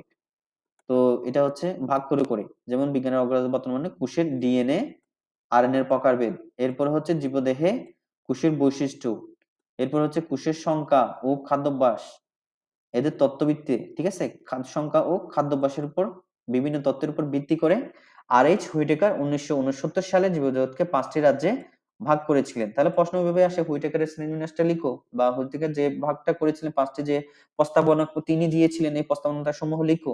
তো সবচেয়ে সহজভাবে আসা হচ্ছে হুইটেকারের শ্রেণীবিন্যাসটা লিখো, এতটুকুই। বা জীবজগৎকে হুইটেকার কয়টি ভাগে ভাগ করেছিলেন এগুলো শ্রেণীবিন্যাস করো। এরপরে হচ্ছে পরবর্তীকালে মার্গুলিস 1974 সালে হুইটেকারের শ্রেণীবিন্যাসের পরিবর্তিত একটা বিস্তারিত রূপ দিয়েছিলেন। তিনি সমস্ত জীবজগৎকে দুটি সুপার কিংডমে ভাগ করে 5টি রাজ্যকে দুটি সুপার কিংডমের অন্তর্ভুক্ত বা আওতাভুক্ত করেছিলেন। তাহলে মার্গুলিস, ঠিক আছে, হুইটেকার তো প্রথমে একটা কথা বলে গিয়েছিলেন, এই কথাটাকে আরো সুষ্ঠুভাবে, সুন্দরভাবে, পরিপূর্ণভাবে ব্যাখ্যা করার জন্য যার অবদানটা সবচেয়ে বেশি ছিল তার নাম ছিল মার্গুলিস হুইটেকারের যে কথাটা বলেছিল, যে 5টা রাজ্যের কথা বলেছিল, এই 5টা রাজ্যকে ইনি সুপার কিংডমে ভাগ করে সম্পূর্ণরূপে সুন্দরভাবে ব্যাখ্যা করেছিলেন। তো আমরা এখানে যে ক্লাসিফিকেশনটা আছে এটা মূলত পক্ষে মার্গুলিসের ক্লাসিফিকেশন আমরা বলতে পারি। সেটা হচ্ছে মার্গুলিস কি করেছিলেন, জীবজগৎকে দুটি সুপার কিংডমে ভাগ করেছিলেন। একটা ছিল প্রোক্যারিওটা, আর একটা ছিল সুপার কিংডম 2 ছিল ইউক্যারিওটা। তাহলে জীবজগৎকে কয়টি ভাগে ভাগ করা হয়? দুটি ভাগে ভাগ করা হয়। একটা হচ্ছে সুপার কিংডম প্রোক্যারিওটা, আর একটা হচ্ছে সুপার কিংডম ইউক্যারিওটা। এরপর হচ্ছে সুপার কিংডম প্রোক্যারিওটাকে একটি রাজ্যে ভাগ করা হয়, একটা হচ্ছে মনেরা। এরপরে সুপার কিংডম 2 ইউক্যারিওটাকে কয়টি ভাগে ভাগ করা হয়? 4টি ভাগে ভাগ করা হয়। রাজ্য 2 প্রোটিস্টা। এই জিনিসগুলো মুখস্থ করে ফেলতে হবে, কিন্তু এটা মাথায় রাখবেন, এটা কিন্তু মোস্ট ইম্পর্টেন্ট ট্রিপল স্টারের প্রশ্ন এগুলো। এগুলো সবগুলো হচ্ছে ট্রিপল স্টারের প্রশ্ন, এগুলো মুখস্থ রাখতে হবে এবং খুব ভালোভাবে মুখস্থ রাখতে হবে। রাজ্য 3 কি? ফানজাই, এমসিকিউ এর মধ্যেও আসে। আবার এমনও আসতে পারে রাজ্য 2 কি? তখন বলতে হবে প্রোটিস্টা। এরপরে আবার এমনও হতে পারে যে মার্গুলিস যে শ্রেণীবিন্যাসের নামটা দিয়েছিলেন বা জীবজগৎকে যেভাবে ভাগ করেছেন বা শ্রেণীবিন্যাসের যে পরবর্তী রূপটা দিয়েছিলেন, এটার মধ্যে রাজ্য 4 এর নাম কি? তাহলে তখন আপনাদের বলতে হবে এটা হচ্ছে প্লান্টি, প্লান্টি রাজ্য। এরপরে রাজ্য 5 কিসের রাজ্য? এটা হচ্ছে অ্যানিমেলিয়ার রাজ্য। ঠিক আছে? তো এটা হচ্ছে জীবজগতের সম্পূর্ণ শ্রেণীবিন্যাস করার একটা প্রসেস বা একটা নিয়ম বা শ্রেণীবিন্যাস করার পদ্ধতি। ওকে? তো এটা ভালো করে মুখস্থ করে রাখবেন পরবর্তীতে। এই জিনিসগুলো নিয়ে কিন্তু এক্সট্রা আলাদা, আলাদা ব্যাখ্যা আছে। যেমন মনারা নিয়ে আলাদা ব্যাখ্যা, প্রোটিস্টা নিয়ে আলাদা ব্যাখ্যা, পাঞ্জা নিয়ে আলাদা ব্যাখ্যা, প্লান্টি নিয়ে আলাদা ব্যাখ্যা, অ্যানিমালিয়া নিয়ে আলাদা ব্যাখ্যা আছে। তো এখন আমরা দেখি যে ব্যাখ্যার কথা বললাম, সুপার কিংডম 1, সুপার কিংডম 1 নাম কি ছিল? প্রোক্যারিওটা। Super kingdom 1 prokaryota. তো এই টপিকসটা পড়ার আগে আপনাদের প্রশ্নটা বলে দেই, সেটা হচ্ছে এখানে টপিকসগুলোর প্রশ্ন হচ্ছে মার্গুলিসের শ্রেণীবিন্যাসটা লিখো। প্রশ্নটা আমি আবার বলছি, মার্গুলিসের শ্রেণীবিন্যাস সমূহ লিখো। আচ্ছা, তাহলে মার্গুলিসের যে জীবজগতের জন্য যে শ্রেণীবিন্যাসটা করেছিলেন এটা লিখে ফেললেন। এরপরে আসি আমরা এই শ্রেণীবিন্যাসের মধ্যে আমরা দুটা সুপার কিংডম পেয়েছিলাম, সুপার কিংডম 1, সুপার কিংডম 2। তাহলে প্রশ্ন আসে হচ্ছে, এগুলোর যে প্রশ্নটা আসবে, প্রোক্যারিওটা বলতে কি বুঝো? প্রশ্নটা হচ্ছে প্রোক্যারিওটা বলতে কি বুঝো? প্রোক্যারিওটার উপশাখাসমূহ বা এর শাখাসমূহ সম্পর্কে উদাহরণ সহকারে উদাহরণ সহকারে এবং এদের বৈশিষ্ট্য সহকারে ব্যাখ্যা করো বা লিখো। ঠিক আছে? অথবা বলতে পারে আরো সহজ ভাষা হচ্ছে মনোরা বলতে কি বুঝো, মনোরার বৈশিষ্ট্যসমূহ লিখো এবং উদাহরণ দাও। এভাবেও বলতে পারে। তো আরেকটু বিস্তারিত যখন যাবে তখন বলবে হচ্ছে প্রোক্যারিওটা বলতে কি বুঝো, প্রোক্যারিওটার বর্ণনা করো। ঠিক আছে? প্রোক্যারিওটা রাজ্যের বর্ণনা করো। তো তখন আপনাদের জিনিসটা প্রথম থেকে শুরু করে শেষ পর্যন্ত লিখতে হবে। এরপরে হচ্ছে স্টেপগুলোকে কিভাবে বুঝবেন সেটা হচ্ছে, প্রথমে আমি একটা জিনিস দেখিয়েছিলাম, এই যে অংশগুলোকে ভাগ করে ফেলা, এই যে অংশগুলোকে ভাগ করে ফেলা, পয়েন্টগুলোকে ভাগ করে ফেলা, তখনই ইজিলি যখন আপনারা এই জিনিসগুলো পয়েন্টগুলোকে ভাগ করে ফেলবেন তখন ধরতে আপনাদের সহজ হবে এবং পড়তেও আপনাদের সহজ হবে। আমরা প্রথমটা একটু দেখে নেই, সেটা হচ্ছে প্রোক্যারিওটা। তাহলে প্রোক্যারিওটাটা কি? প্রোক্যারিওটা এরা আদি কোষ বা নিউক্লিয়াস সুগঠিত নয়। তাহলে প্রোক্যারিওটা বলতে কি বুঝো? এটা হচ্ছে আদি কোষ। আদি কোষ বলতে কি বুঝি? যেখানে নিউক্লিয়াস সুগঠিত নয়, নিউক্লিয়াস সুগঠিত নয়, বিশিষ্ট এককোষী এবং আণবিকণিক জীব। এরা হচ্ছে এককোষী আর একটা হচ্ছে আণবিকণিক জীব। তো প্রোক্যারিওটা সম্পর্কে এই তিনটা পয়েন্ট, একটা হচ্ছে আদি কোষ, নিউক্লিয়াস সুগঠিত নয় অর্থাৎ বিশিষ্ট এককোষী, এরপরে হচ্ছে আণবিকণিক। এই তিনটা পয়েন্ট মাথায় রাখবেন, তখন প্রোক্যারিওটা সম্পর্কে আপনার ধারণা শেষ। এখন আসি আমরা প্রোক্যারিওটার যে রাজ্য রয়েছে সেটা হচ্ছে মনেরা, সেটা হচ্ছে মনেরা। তো মনেরার বৈশিষ্ট্যগুলো আমরা দেখব, তার আগে এখানে একটা উদাহরণ দেওয়া আছে দেখেন। এটা কিন্তু এমসিকিউ তে আসে যে নস্টক, নস্টকটা কি? নস্টকটা হচ্ছে একটা নীলাভ সবুজ শৈবাল, নস্টকটা হচ্ছে একটা নীলাভ সবুজ শৈবাল। এটা কিন্তু এমসিকিউ তে আসে। এরপর আমরা দেখব মনোরার বৈশিষ্ট্য। তাহলে মনোরার প্রথম বৈশিষ্ট্যটা হচ্ছে এরা এককোষী ফিলামেন্টাস, এরা এককোষী। এরপর হচ্ছে ফিলামেন্টাস, ফিলামেন্টাস বলতে কি বোঝায়? একটির পর একটি কোষ লম্বালম্বিভাবে যুক্ত হয়ে ফিলামেন্ট গঠন করে থাকে, যেমন এখানে দেওয়া হয়েছে। ঠিক আছে? একটির পর একটি কোষ এমন ভাবে বসে যাতে মনে হয় এটা একটা শিকলের মতো তৈরি করে।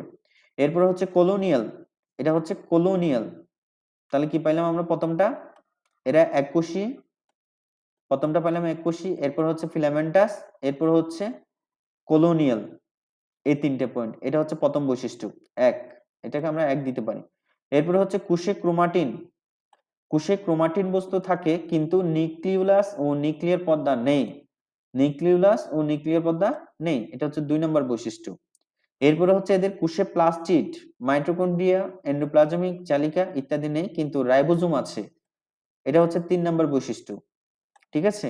তো আপনারা যখন এই জিনিসটা দেখবেন তখন মূলত পক্ষে এভাবে খাতার মধ্যে সাজিয়ে ফেলবেন, অথবা নোট করার সময় এভাবে একটার পর একটা সিরিয়াল করে লিখবেন। তখন এই জিনিসগুলো মুখস্থ করে আপনাদের জন্য সহজ হয়ে যাবে।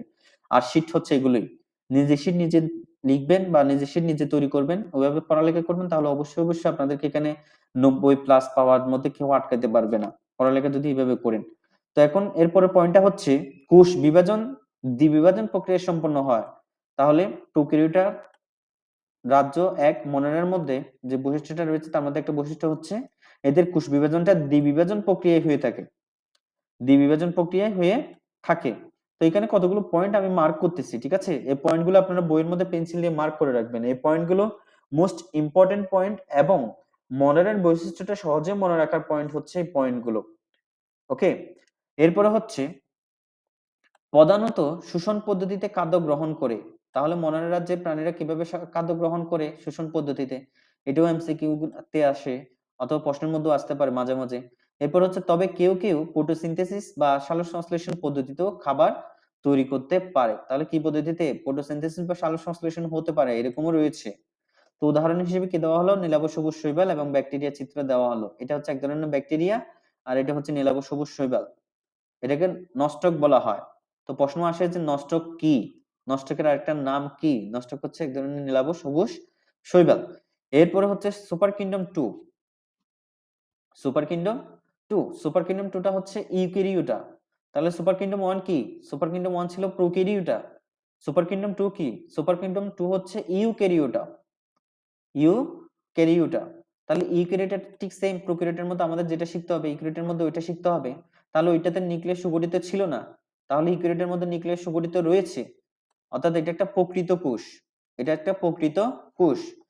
তাহলে নিউক্লিয়াস সুগঠিত বিশিষ্ট এককোষী বা বহুকোষী জীব। এরা হচ্ছে এককোষী বা বহুকোষী জীব। মূল পয়েন্টটা হচ্ছে এই যে নিউক্লিয়াস সুগঠিত এই জিনিসটা। ইউক্যারিওটিক কোষের নিউক্লিয়াস সুগঠিত থাকে। ইউক্যারিওটিক সুপার কিংডমের প্রাণীদের নিউক্লিয়াস সুগঠিত থাকে। এই জিনিসটা মাথায় রাখতে হবে। অথবা যেকোনো একটা সুপার কিংডম 1 অথবা সুপার কিংডম 2, অর্থাৎ প্রোক্যারিওটা মনে রাখলে ইউক্যারিওটা ইজিলি মনে রাখতে পারবেন। অর্থাৎ উল্টাটা বললেই মনে থাকবে। যে এটার উল্টা এটা, এটার উল্টো এটা। এটা বললেই মূলত পক্ষে এভাবে যদি শিখেন তাহলে এটা মনে থাকে, অথবা ডিরেক্টলি চাইলে মুখস্থ করে ফেলতে পারেন। এরা এককভাবে অথবা কলোনি আকারে দলবদ্ধভাবে অবস্থান করে থাকে। তাহলে এই ২ টা থেকে পার্থক্যটা আমি আরেকটু বলি। সেটা হচ্ছে প্রশ্নের মধ্যে আসে যে সুপার কিংডম 1 এবং সুপার কিংডম 2 এর মধ্যে পার্থক্য লিখো। তাহলে প্রশ্নটা কি? সুপার কিংডম 1 এবং সুপার কিংডম 2 এর মধ্যে পার্থক্য লিখো। অথবা প্রোক্যারিওটা এবং ইউক্যারিওটা বলতে কি বোঝো? প্রোক্যারিওটা এবং ইউক্যারিওটার মধ্যে পার্থক্য লিখো। এভাবে কিন্তু পরীক্ষার খাতায় বা পরীক্ষার মধ্যে প্রশ্ন আসে। এরপরে সৃজনশীলের মধ্যে আরেকটা স্টাইলে প্রশ্ন আসে, সেটা হচ্ছে সাপোজ ধরেন এখানে চিত্র এঁকে দেওয়া হলো। ক এবং খ এটা দিয়ে কিন্তু সৃজনশীল করে ফেলতে পারে। বলতে পারে যে এটি কোন রাজ্যের অন্তর্গত, বা কোন সুপার কিংডমের বা কোন কিংডমের অন্তর্গত। ঠিক আছে? তো এখন চিত্রের মধ্যে দিল, বলল হচ্ছে যে এটি কোন রাজ্যের অন্তর্গত, ওই রাজ্যের বৈশিষ্ট্যসমূহ উদাহরণ সহকারে ব্যাখ্যা করো। তখন আপনাদের উদাহরণটা ১ম এই বলতে হবে যে এটা প্রোক্যারিওটার মনোরা পর্বের বা মনোরা রাজ্যের একটা প্রাণীর উদাহরণ, একটা উদাহরণ। ঠিক আছে? তো এটার বৈশিষ্ট্যগুলো হচ্ছে মনোরার বৈশিষ্ট্য। তো মনোরার বৈশিষ্ট্যসমূহ হলো এই যে পয়েন্টগুলো দেওয়া হয়েছে, এগুলো এভাবে সিরিয়াল বা সাজিয়ে লিখবেন। সর্বপ্রথম একটা সৃজনশীল উত্তর দেওয়ার আগে সৃজনশীল আপনার কাছ থেকে কি চাচ্ছে? প্রশ্ন আপনাকে কি জানতে চেয়েছে বা প্রশ্ন আপনাকে কি বলছে? এই জিনিসটা আপনাকে মোরালি বলতে হবে। ১ম এ লিখে দিতে হবে। এরপর আপনি ব্যাখ্যাতে যাবেন, যদি ব্যাখ্যার দরকার হয়। এরপর আসি আমরা super kingdom 2। Super kingdom 2 equity সম্পর্কে বলেছিলাম। নিউক্লিয়াস সুগঠিত থাকে, একুশ বহুকোষী হতে পারে। এরা একক অথবা কলোনি বা দলবদ্ধভাবে থাকতে পছন্দ করে। তো এখানেও নষ্টকের মতো এখানে একটা ইম্পোর্টেন্ট পয়েন্ট আছে, দেখেন এখানে নিচে লিখা আছে। এই জিনিসগুলোকে এভাবে কিন্তু আপনারা পেন্সিল দিয়ে মার্ক করে ফেলবেন। সেটা হচ্ছে ডায়াটম। এগুলো এমসিকিউ তে আসে। খুবই ইম্পোর্টেন্ট। ডায়াটম, ঠিক আছে? ডায়াটমটা হচ্ছে এককোষী শৈবাল। ডায়াটমটা কি? এককোষী শৈবাল। এমসিকিউ তে আসে এটা। এরপর আসি আমরা প্রোটিস্টা। সুপার কিংডম 2 এর যে রাজ্যগুলো রয়েছে, রাজ্য ২ প্রোটিস্টা। প্রোটিস্টার বৈশিষ্ট্যসমূহ দেখব। তাহলে প্রোটিস্টার বৈশিষ্ট্যগুলোর মধ্যে আমরা উদাহরণ এখানে দেখতে পাচ্ছি, অ্যামিবা রয়েছে, ডায়াটম রয়েছে। বৈশিষ্ট্যগুলো দেখি আমরা, এরা এককোষী বা বহুকোষী হয়ে থাকে। এককোষী বা বহুকোষী হতে পারে, এগুলো হচ্ছে এককোষী। এরপর হচ্ছে একক বা কলোনিয়াল দলবদ্ধ বা ফিলামেন্টাস এবং সুগঠিত নিউক্লিয়াস বিশিষ্ট হয়, তাহলে এরা এককোষী বহুকোষী হতে পারে। এরপরে হচ্ছে ফিলামেন্টাস, কলোনিয়াল বা দলবদ্ধ, এরপরে হচ্ছে সুগঠিত নিউক্লিয়াস বিশিষ্ট। ঠিক আছে? কোষে ক্রোমাটিন বস্তু নিউক্লিয়ার পর্দা দ্বারা পরিবৃত্ত থাকে। তাহলে ক্রোমাটিন বস্তু যেটা রয়েছে, আমরা যখন পরবর্তী অধ্যায়ে যাব তখন আমরা নিউক্লিয়াসের গঠনের মধ্যে এই জিনিসগুলো একদম স্পষ্ট দেখতে পাবো। আমি আপনাদের এই জিনিসগুলো মূলত পক্ষে 3D পিকচারের মধ্যে দেখাবো বা 3D ভিডিওর মধ্যে অ্যানিমেশনের মধ্যে দেখাবো। তখন আরো বেশি স্পষ্ট হয়ে যাবেন যেগুলো আসলে বাস্তবিক পক্ষে দেখতে কিরকম লাগে। ঠিক আছে? তো আমরা এখানে জাস্ট হিন্টস নিচ্ছি যে কোষে ক্রোমাটিন বস্তু নিউক্লিয়ার পর্দা দ্বারা পরিবৃত্ত থাকে, তা ঢাকা থাকে। এরপরে হচ্ছে ক্রোমাটিন বস্তুতে ডিএনএও থাকে, আরএনএ এবং প্রোটিন থাকে। ক্রোমাটিন বস্তুতে কি থাকে? ডিএনএ, আরএনএ এবং প্রোটিন থাকে। এই যে লাইনগুলো আমরা পয়েন্টগুলো মার্ক করতেছি, এরকম আন্ডারলাইন করছি, ঠিক পেন্সিল দিয়ে কিন্তু এই লাইনগুলোকে আন্ডারলাইন করবেন, এই পয়েন্টগুলোকে। তো এই পয়েন্টগুলো কিন্তু মূল পয়েন্ট। পরীক্ষার খাতায় যদি আজে বাজে লিখে ভর্তি করে ফেলেন, এইরকম কোনো পয়েন্ট দিয়ে লিখলেন না, মনের মতো করে সাজিয়ে বানিয়ে লিখলেন, তখন কিন্তু নাম্বার আসবে না। আপনার পয়েন্টগুলো আসতে হবে। যখন কোনো প্রশ্নের উত্তর খাতা কাটেন বা উত্তরপত্র কাটেন, টিচাররা সর্বপ্রথম দেখে হচ্ছে ওই টপিকস এর মূল পয়েন্টগুলো ওই স্টুডেন্ট লিখতে পেরেছে কিনা। তো যদি আপনাদের ওই মূল পয়েন্টগুলো লেখা থাকে তাহলে টিচার আপনাকে নাম্বার দিতে বাধ্য, আদারওয়াইজ কোনোদিনও নাম্বার দিবে না। ঠিক আছে? এই জন্য যে কোনো পড়া, একে তো জীববিজ্ঞান পড়াচ্ছি, এরপরে হচ্ছে যে কোনো পড়া, সেটা কেমিস্ট্রি হোক, ফিজিক্স হোক, তারপর হচ্ছে আমাদের যে সমাজ বিজ্ঞান রয়েছে, এগুলো এক কথা হচ্ছে মূল পয়েন্ট গুলোকে মার্ক করে ফেলবেন। এরপরে যখন বর্ণনা করতে যাবেন বা লিখতে যাবেন, তখন ওই মূল পয়েন্ট গুলোকে স্টেপ বাই স্টেপ লেখার চেষ্টা করবেন, তখন দেখবেন যে অটোমেটিক্যালি আপনার মার্ক বেড়ে যাচ্ছে। এটা হচ্ছে একটা কৌশল। তারপর হচ্ছে কোষে সকল ধরনের অঙ্গাণু থাকে, খাদ্য গ্রহণ, শোষণ, এরপরে হচ্ছে ফটোসিনথেটিক পদ্ধতিতে ঘটে থাকে। মাইটোসিস, কোষ বিভাজনের মাধ্যমে ওজন ও প্রজনন ঘটে থাকে। এগুলো কিন্তু মোস্ট ইম্পর্টেন্ট, প্রত্যেকটা কিন্তু এক একটা এমসিকিউ। এরপরে হচ্ছে কনজুগেশনের মাধ্যমে এবং জৈবনিকভাবে ভিন্ন কিন্তু গঠনগতভাবে এরা এক। এরপর হচ্ছে এরূপ দুটি গ্যামেটের মিলনের মাধ্যমে যৌন প্রজনন ঘটে। এরপর হচ্ছে কোনো ভ্রূণ গঠিত হয় না। তাহলে এখানে এই যে লাইনটা আছে, যে এখানে খেয়াল করেন, মাইটোসিস কোষ বিভাজনের মাধ্যমে ওজন ও প্রজনন ঘটে, তাহলে এটা একটা পয়েন্ট। প্রোটিস্টের মধ্যে কিভাবে প্রজনন ঘটে? মাইটোসিস কোষ বিভাজনের মাধ্যমে ওজন ও প্রজনন ঘটে। এরপরে হচ্ছে কনজুগেশনের মাধ্যমে অথবা জৈবনিকভাবে ভিন্ন কিন্তু গঠনগতভাবে এক, এরকম। তো এরূপ দুটি গ্যামেটের মিলনের মাধ্যমে যৌন প্রজনন ঘটে। তো এটাও হচ্ছে মূল হিন্টস, একটা প্রোটিস্টের জগতে প্রাণীদের একটা মূল হিন্টস। তো এখানে প্রোটিস্ট সম্পর্কে যে পয়েন্টগুলো বলা হয়েছে, এগুলো অবশ্যই অবশ্যই যখন শিখবেন তখন এই পয়েন্টগুলো অবশ্যই অবশ্যই সুন্দরভাবে মুখস্থ করে ফেলবেন। তারপরে এটা বর্ণনা করা আপনাদের জন্য সহজ হবে, এবং প্রত্যেকটা আলাদা আলাদা করে সিরিয়াল বাই একটার পর একটা একটা নিচে নিচে করে করে যখন এটা লিখবেন বা নোট করবেন, তখন ইজিলি এটা পারবেন, অথবা মুখস্থ করার সময় এভাবে মুখস্থ করতে পারেন। এরপর হচ্ছে কোন ভ্রূণ গঠিত হয় না, কোন ভ্রূণ গঠিত হয় না, এটাও কিন্তু এমসিকিউ এর মধ্যে আসে। এরপর আমরা উদাহরণ দেখি। উদাহরণ বলা হচ্ছে অ্যামিবা, প্যারামোসিয়াম, এরপর হচ্ছে এককোষী ও বহুকোষী শৈবাল। এখন আসি আমরা রাজ্য পাঞ্জায়। ঠিক আছে? পাঞ্জায় রাজ্য, এখানে উদাহরণ দেওয়া হয়েছে, দেখেন, পেনিসিলিয়াম মাশরুম। পেনিসিলিয়াম মাশরুম, এই পেনিসিলিয়াম কিন্তু অনেক বড় অবদান রাখে। পেনিসিলিন, কোনো কিছু হোক না হোক আমরা পেনিসিলিনের নাম পেনিসিলিয়াম দেখলেই মনে করতে পারি। ঠিক আছে? অনেক বড় আবিষ্কার এটা।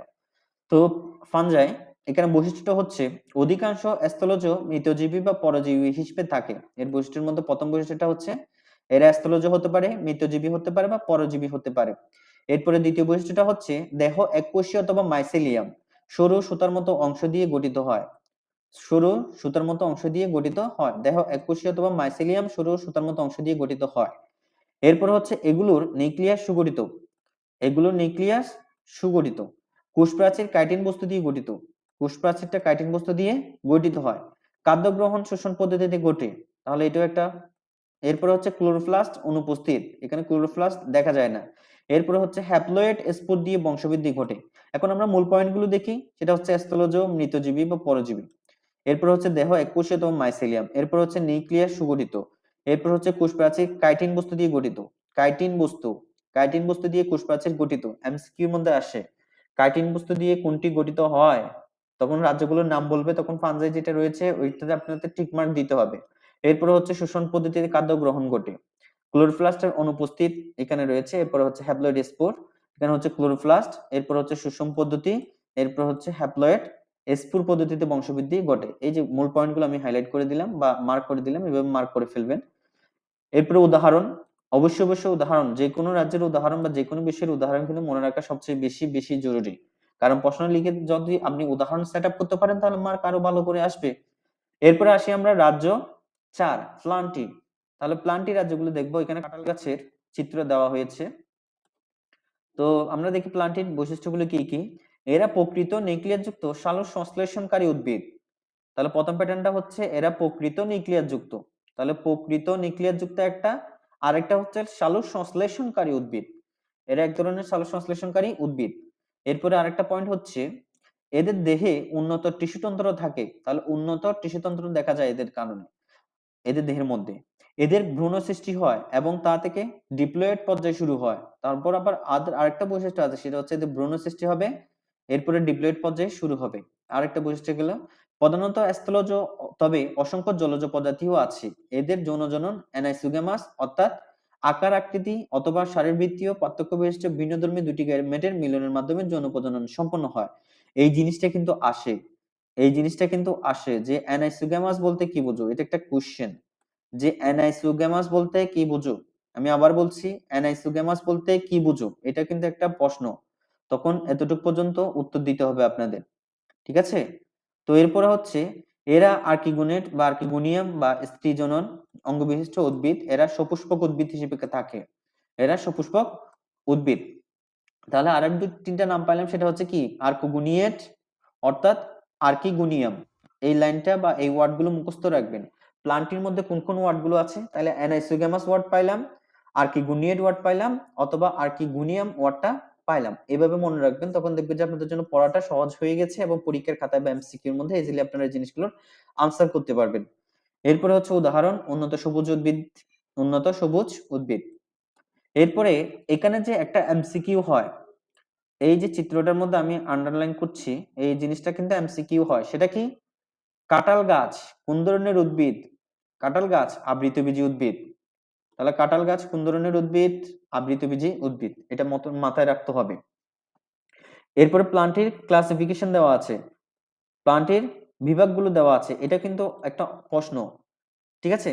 প্লান্টের বিভাগসমূহ লিখো, প্লান্টের বিভাগসমূহ লিখো। তখন প্লান্টের যে বিভাগটা রয়েছে মসবর্গীয় উদ্ভিদ, ফার্নবর্গীয় উদ্ভিদ, নগ্নবীজী উদ্ভিদ এবং আবৃতবীজী উদ্ভিদ, এই 4টি ভাগে কিন্তু প্লান্টটিকে ভাগ করা যায় বা বিভক্ত করা যায়। তো এই জিনিসটা এভাবে মুখস্থ করতে হবে, এটা একটা কোশ্চেন। এরপর হচ্ছে এনিমেলিয়া। এনিমেলিয়া বলতে কি বোঝায় বা এনিমেলিয়া রাজ্যটার মধ্যে কারা কারা কারা আছে, এখানে তো আমরাও পড়ি, ঠিক আছে। তো এরা নিউক্লিয়াস বিশিষ্ট ও বহুকোষী প্রাণী, এরা নিউক্লিয়াস বিশিষ্ট বহুকোষী প্রাণী। এরপর হচ্ছে এদের কোষে কোনো জড় কোষ প্রাচীর, প্লাস্টিড ও কোষগহ্বর নেই, কোষগহ্বর নেই। প্লাস্টিড না থাকায় এরা হেটারোট্রপিক অর্থাৎ পরভোজী এবং খাদ্য গলাৎকরণ করে দেহের জটিল টিস্যুতন্ত্র বিদ্যমান। তাহলে আমরা মূলত পক্ষে যেহেতু আমাদের প্লাস্টিড নাই, তাই আমরা হেটারোট্রফিক, এই ওয়ার্ডটা কিন্তু মাথায় রাখবেন, ভালো মতো মুখস্থ করবেন যে হেটারোট্রপিক অর্থাৎ পরভোজী। হেটারোট্রপিক বলতে কি বোঝায়? পরভোজীদেরকে বোঝায়, পরভোজী হেটারোট্রফিক ওয়ার্ডটা মনে রাখতে হবে। ওয়ার্ডটার নাম কি? হেটারোট্রফিক অর্থাৎ পরভোজী এবং খাদ্য গলাৎকরণ করে দেহের জটিল টিস্যুতন্ত্র বিদ্যমান, দেহের জটিল টিস্যুতন্ত্র বিদ্যমান।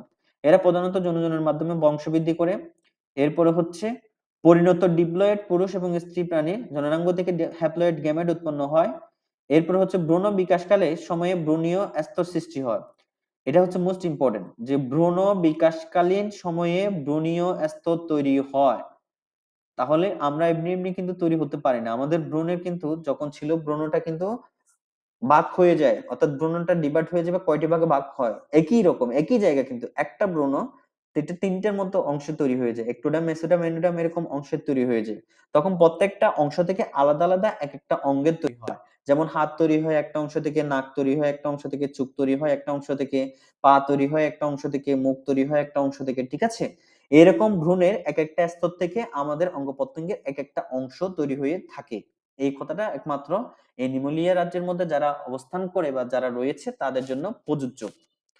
এরপরে উদাহরণ দেওয়া হয়েছে যে প্রোটোজোয়া ব্যতীত সকল অমেরুদণ্ডী এবং মেরুদণ্ডী প্রাণী। 2004 সালে অক্সফোর্ড বিশ্ববিদ্যালয়ের টমাস ক্যাভলিয়ার স্মিথ জীবজগৎকে বা জীবজগতের প্রতিষ্ঠাকে প্রোটোজোয়া এবং ক্রোমিস্টা নামে দুটি ভাগে ভাগ করেন এবং মনে রাখে ব্যাকটেরিয়া রাজ্য হিসেবে পুনরায় নামকরণ করেন। তাহলে এই জিনিসটা মাথায় রাখবেন, এটা এমসিকিউর জন্য ইম্পর্টেন্ট। যেটা হচ্ছে 2004 সালে যে কাজটা করেছিল সেটা হচ্ছে প্রোটিস্টাকে প্রোটোজোয়া, প্রোটিস্টাকে প্রোটোজোয়া, এটা হচ্ছে মূল একটা পয়েন্ট যে কি করেছিলেন, কি পরিবর্তন, প্রোটিস্টাকে প্রোটোজোয়া এবং ক্রোমিস্টা নামে দুইটা অংশে ভাগ করেছিলেন।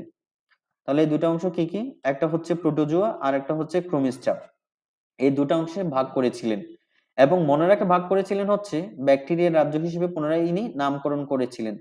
আমরা রাজ্য প্রথমের মধ্যে যেটা দেখেছিলাম মনেরা, ঠিক আছে, মনেরাটাকে ব্যাকটেরিয়ার রাজ্য হিসেবে ইনি পুনরায় নামকরণ করেছিলেন। কি রাজ্য?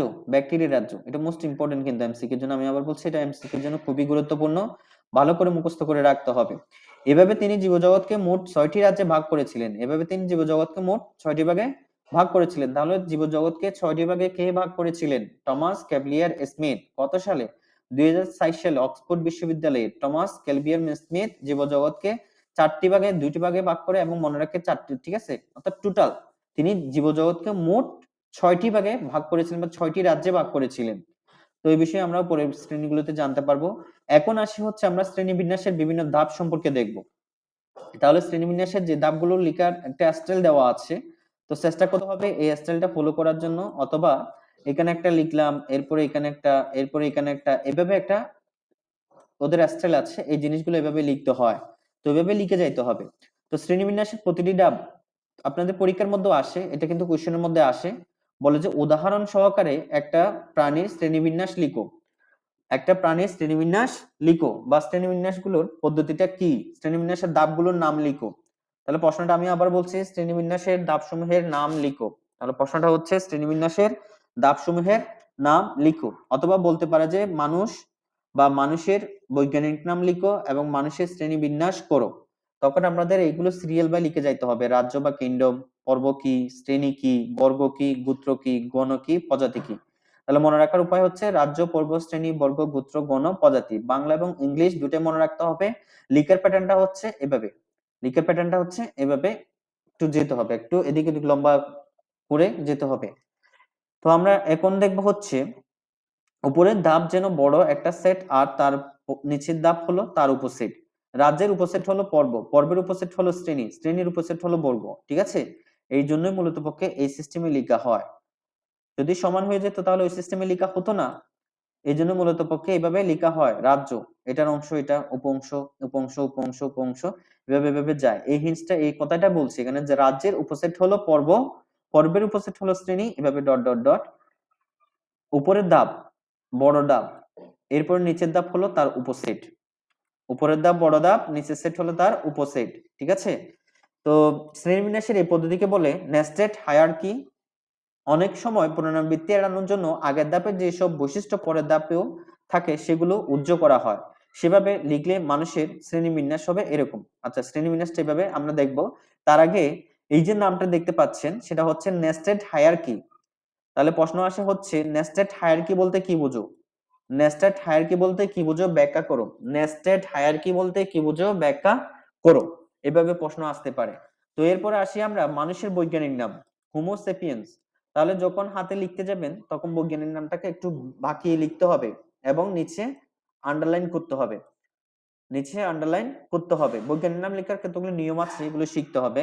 তো আমরা এখন দেখি হচ্ছে মানুষের বৈজ্ঞানিক নাম। মানুষের বৈজ্ঞানিক নাম সেটা হচ্ছে রাজ্য, কিংডম, অ্যানিমোলিয়া। কারণ হচ্ছে সুকেন্দ্রিক, কোষবিশিষ্ট, বহুকোষী, পরভোজী এবং জটিল টিস্যুতন্ত্র আছে। অর্থাৎ মানুষকে কেন অ্যানিমোলিয়া রাজ্যের মধ্যে ফেলা হয়েছে, মানুষকে কেন অ্যানিমোলিয়া রাজ্যের মধ্যে ফেলা হয়েছে তার বিস্তারিত ব্যাখ্যা সহকারে এখানে শ্রেণীবিন্যাসের ধাপগুলো আলোচনা করা হয়েছে। তো এখন যদি চাই এটাকে কিন্তু 4 নম্বরের প্রশ্নের মধ্যে কিন্তু ফেলতে পারে, ঠিক আছে, 4 নম্বরের প্রশ্নের মধ্যে ফেলতে পারে। এটা কিন্তু একটা কোশ্চেন যে মানুষকে কেন, তুমি কেন মনে করো যে মানুষকে অ্যানিমোলিয়া পর্বের মধ্যে ফেলা যায়, তাহলে সেটা তুমি ব্যাখ্যা করো বা তুমি তোমার যুক্তি দিয়ে বোঝাও। তো এই জিনিসগুলো এখানে বলা আছে যে রাজ্যের মধ্যে যে সুগন্ধি বৈশিষ্ট্য, পর্বর মধ্যে বলা আছে, শ্রেণীর মধ্যে বলা আছে, এরপরে হচ্ছে বর্গের মধ্যে বলা আছে, গোত্রের মধ্যে বলা আছে, এরপরে গণের মধ্যে বলা আছে, প্রজাতির মধ্যে বলা আছে। তো সহজে আরেকটা জিনিস প্রথমে মাথায় রাখবেন, সেটা হচ্ছে জিনিসগুলো একদম ঠাড়া মুখস্থ করে ফেলতে হবে। বৈশিষ্ট্য আসতেছে, কোনো সমস্যা নাই। রাজ্য হচ্ছে মানুষের রাজ্য, কিংডম হচ্ছে অ্যানিমোলিয়া, পর্ব হচ্ছে কর্ডাটা, কর্ডাটা পর্বের প্রাণী আমরা, শ্রেণী হচ্ছে ম্যামেলিয়া, আমরা ম্যামেলিয়া শ্রেণীর প্রাণী। এরপরে অর্ডার হচ্ছে আমাদের প্রাইমেট, আমরা প্রাইমেট বর্গের প্রাণী। এরপরে হচ্ছে গোত্র, আমরা হচ্ছে ফ্যামিলি গোত্র, হোমিনিয়েডি, হোমোনিয়েডি। আরেকটা জিনিস মাথায় রাখবেন, সেটা হচ্ছে গোত্র লেখার সময়, আরেকটা জিনিস মাথায় রাখতে হবে, গোত্র লেখার সময় অবশ্যই অবশ্যই আই ডি এ ই, এই জিনিসটা আই ডি এ ই, এটা অবশ্যই অবশ্যই থাকবে, এটা অবশ্যই অবশ্যই থাকবে, আই ডি এ ই। আমি আবার বলছি, গোত্র লেখার সময় অবশ্যই অবশ্যই আই ডি এ ই, এই পয়েন্টটা অবশ্যই থাকতে হবে।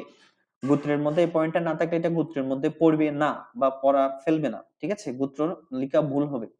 তো আইডিএই এটা অবশ্যই অবশ্যই থাকবে, অথবা যে কোনো ওয়ার্ডের মধ্যে যখনই দেখবেন যে এরকম আইডিএই আছে, তখন বুঝবেন হচ্ছে আপনাকে যে সায়েন্টিফিক নেমটা দেওয়া হয়েছে এটা হচ্ছে তার গোত্রের নাম। গোত্রের ইংলিশটা হচ্ছে ফ্যামিলি। এরপরে হচ্ছে জেনাস, জেনাস জেনাস হচ্ছে মানুষের হুমু, অর্থাৎ আমরা গণপর্বের হচ্ছে আমাদের হুমু গণ।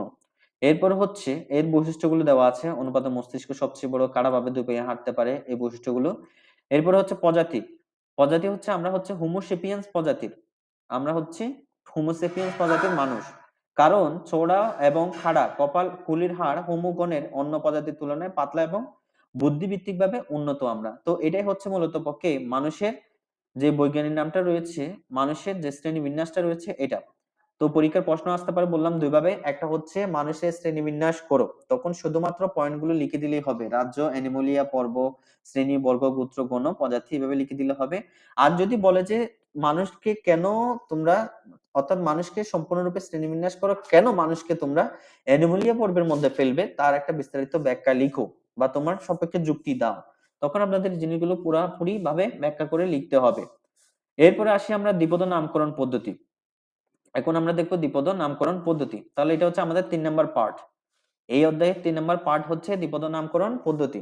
তাহলে আমাদের প্রথম পার্ট চলে গিয়েছিল হচ্ছে জীববিজ্ঞানের পরিচিতি, জীববিজ্ঞানের শাখাসমূহ নিয়ে।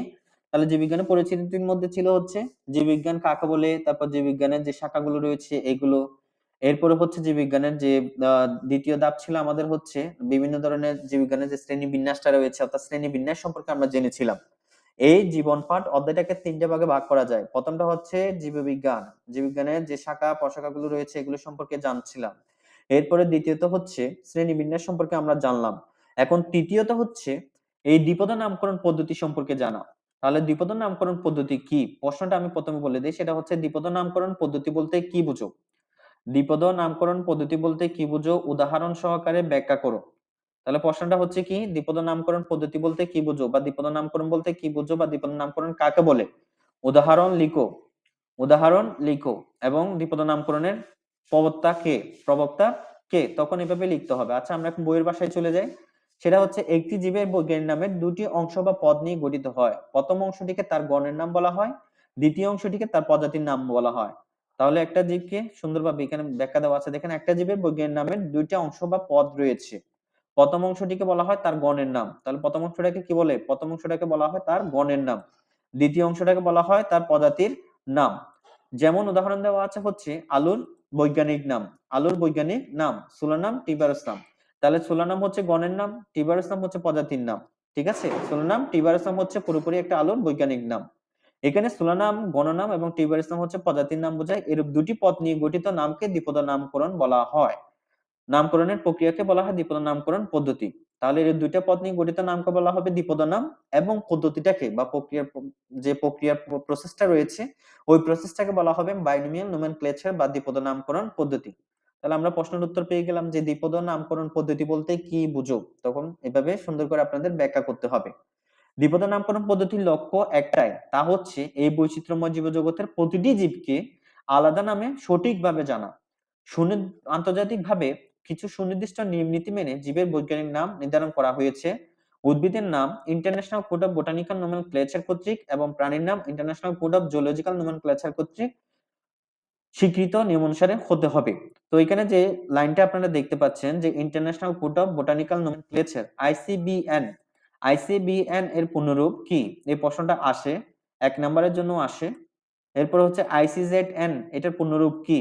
পূর্ণরূপটা লিখো। তখন আপনাদের এটা লিখতে হবে যে আইসিবিএন এর পূর্ণরূপটা হচ্ছে international code of botanical nomenclature, আর আইসিজেডএন এর পূর্ণরূপ হচ্ছে international code of nomenclature zoological nomenclature.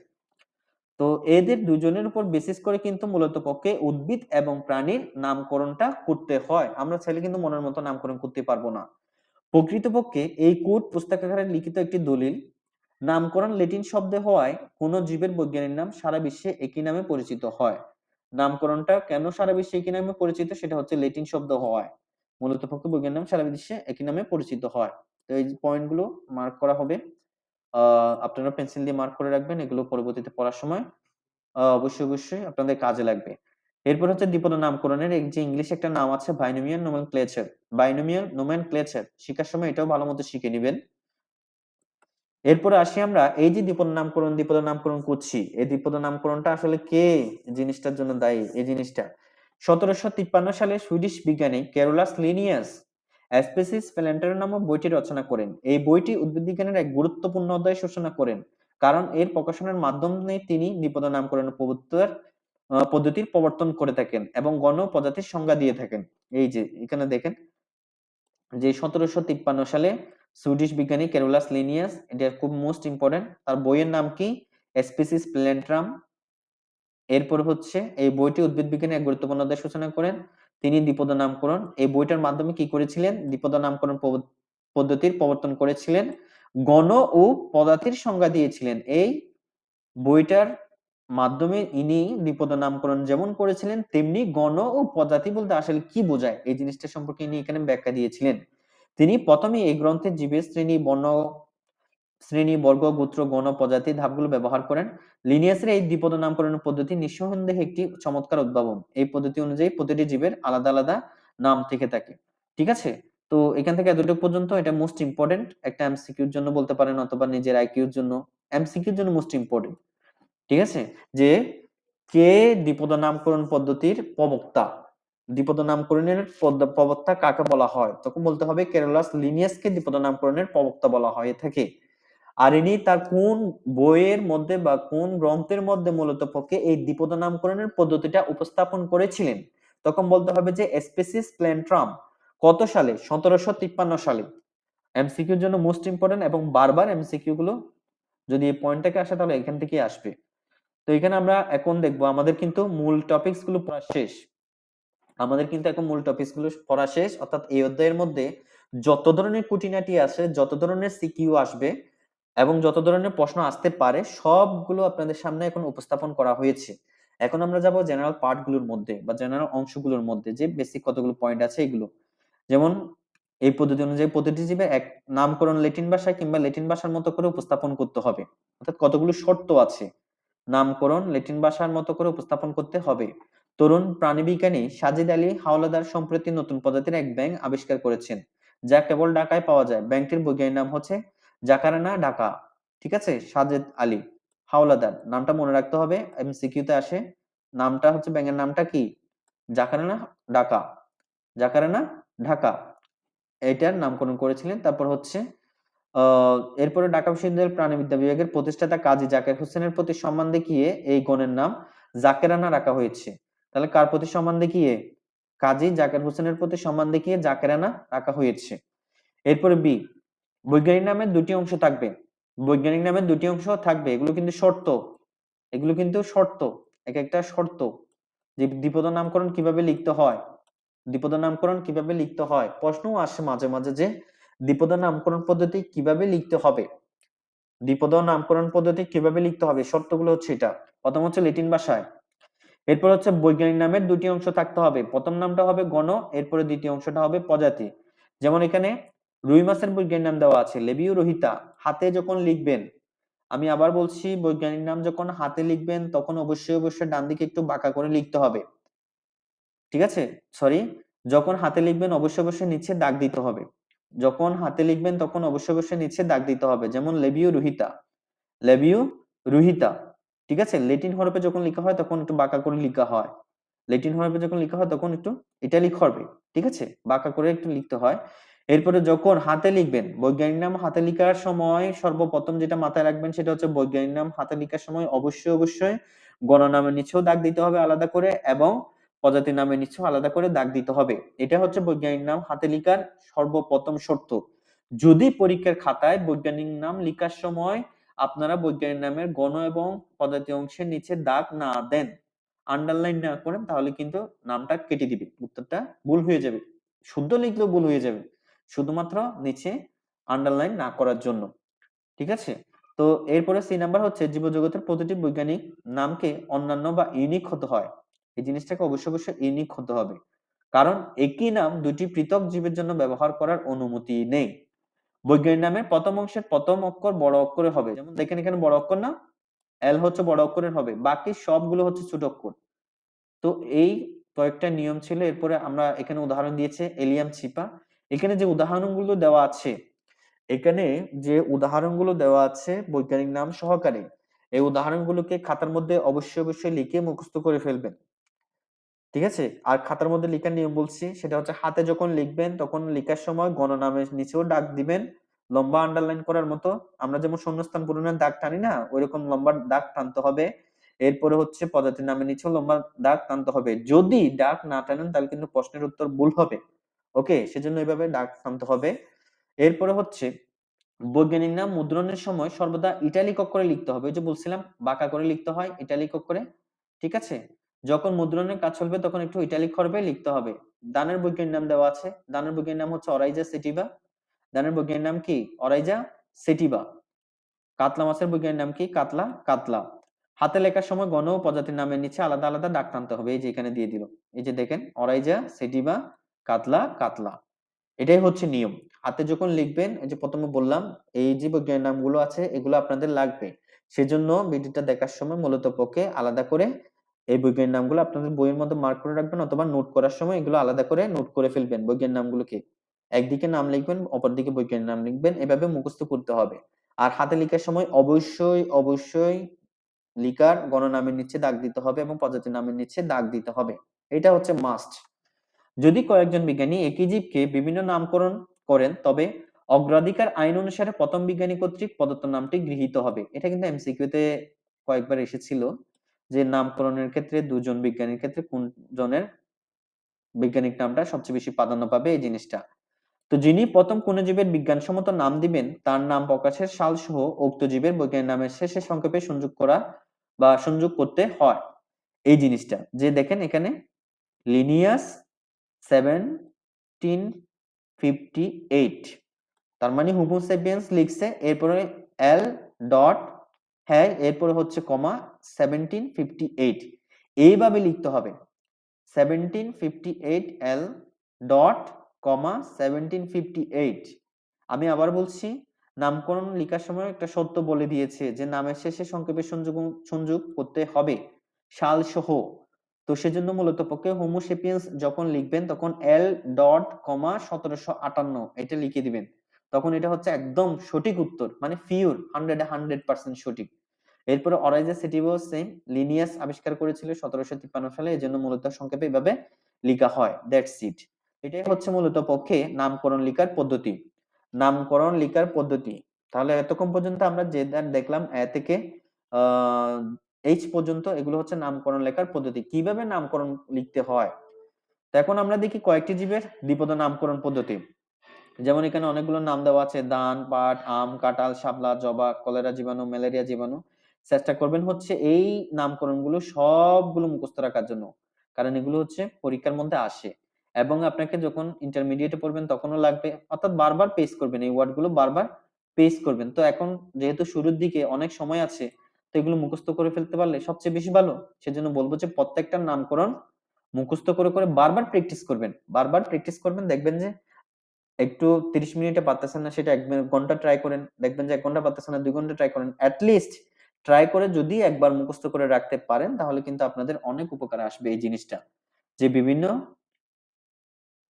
প্রাণীর বলতে পারেন, এরপরে হচ্ছে বিভিন্ন উদ্ভিদের বলতে পারেন। তো এই জিনিসগুলো বৈজ্ঞানিক নাম, ধানের, পাটের, আমের, কাঁঠালের এটসেট্রা অনেকগুলোই আছে। তো এটাই হচ্ছে মূলত পক্ষে যে জীববিজ্ঞানের ১ম যে অধ্যায়টা রয়েছে জীবন পাঠ, এই অধ্যায়টা আসলে খুবই গুরুত্বপূর্ণ আপনাদের জন্য।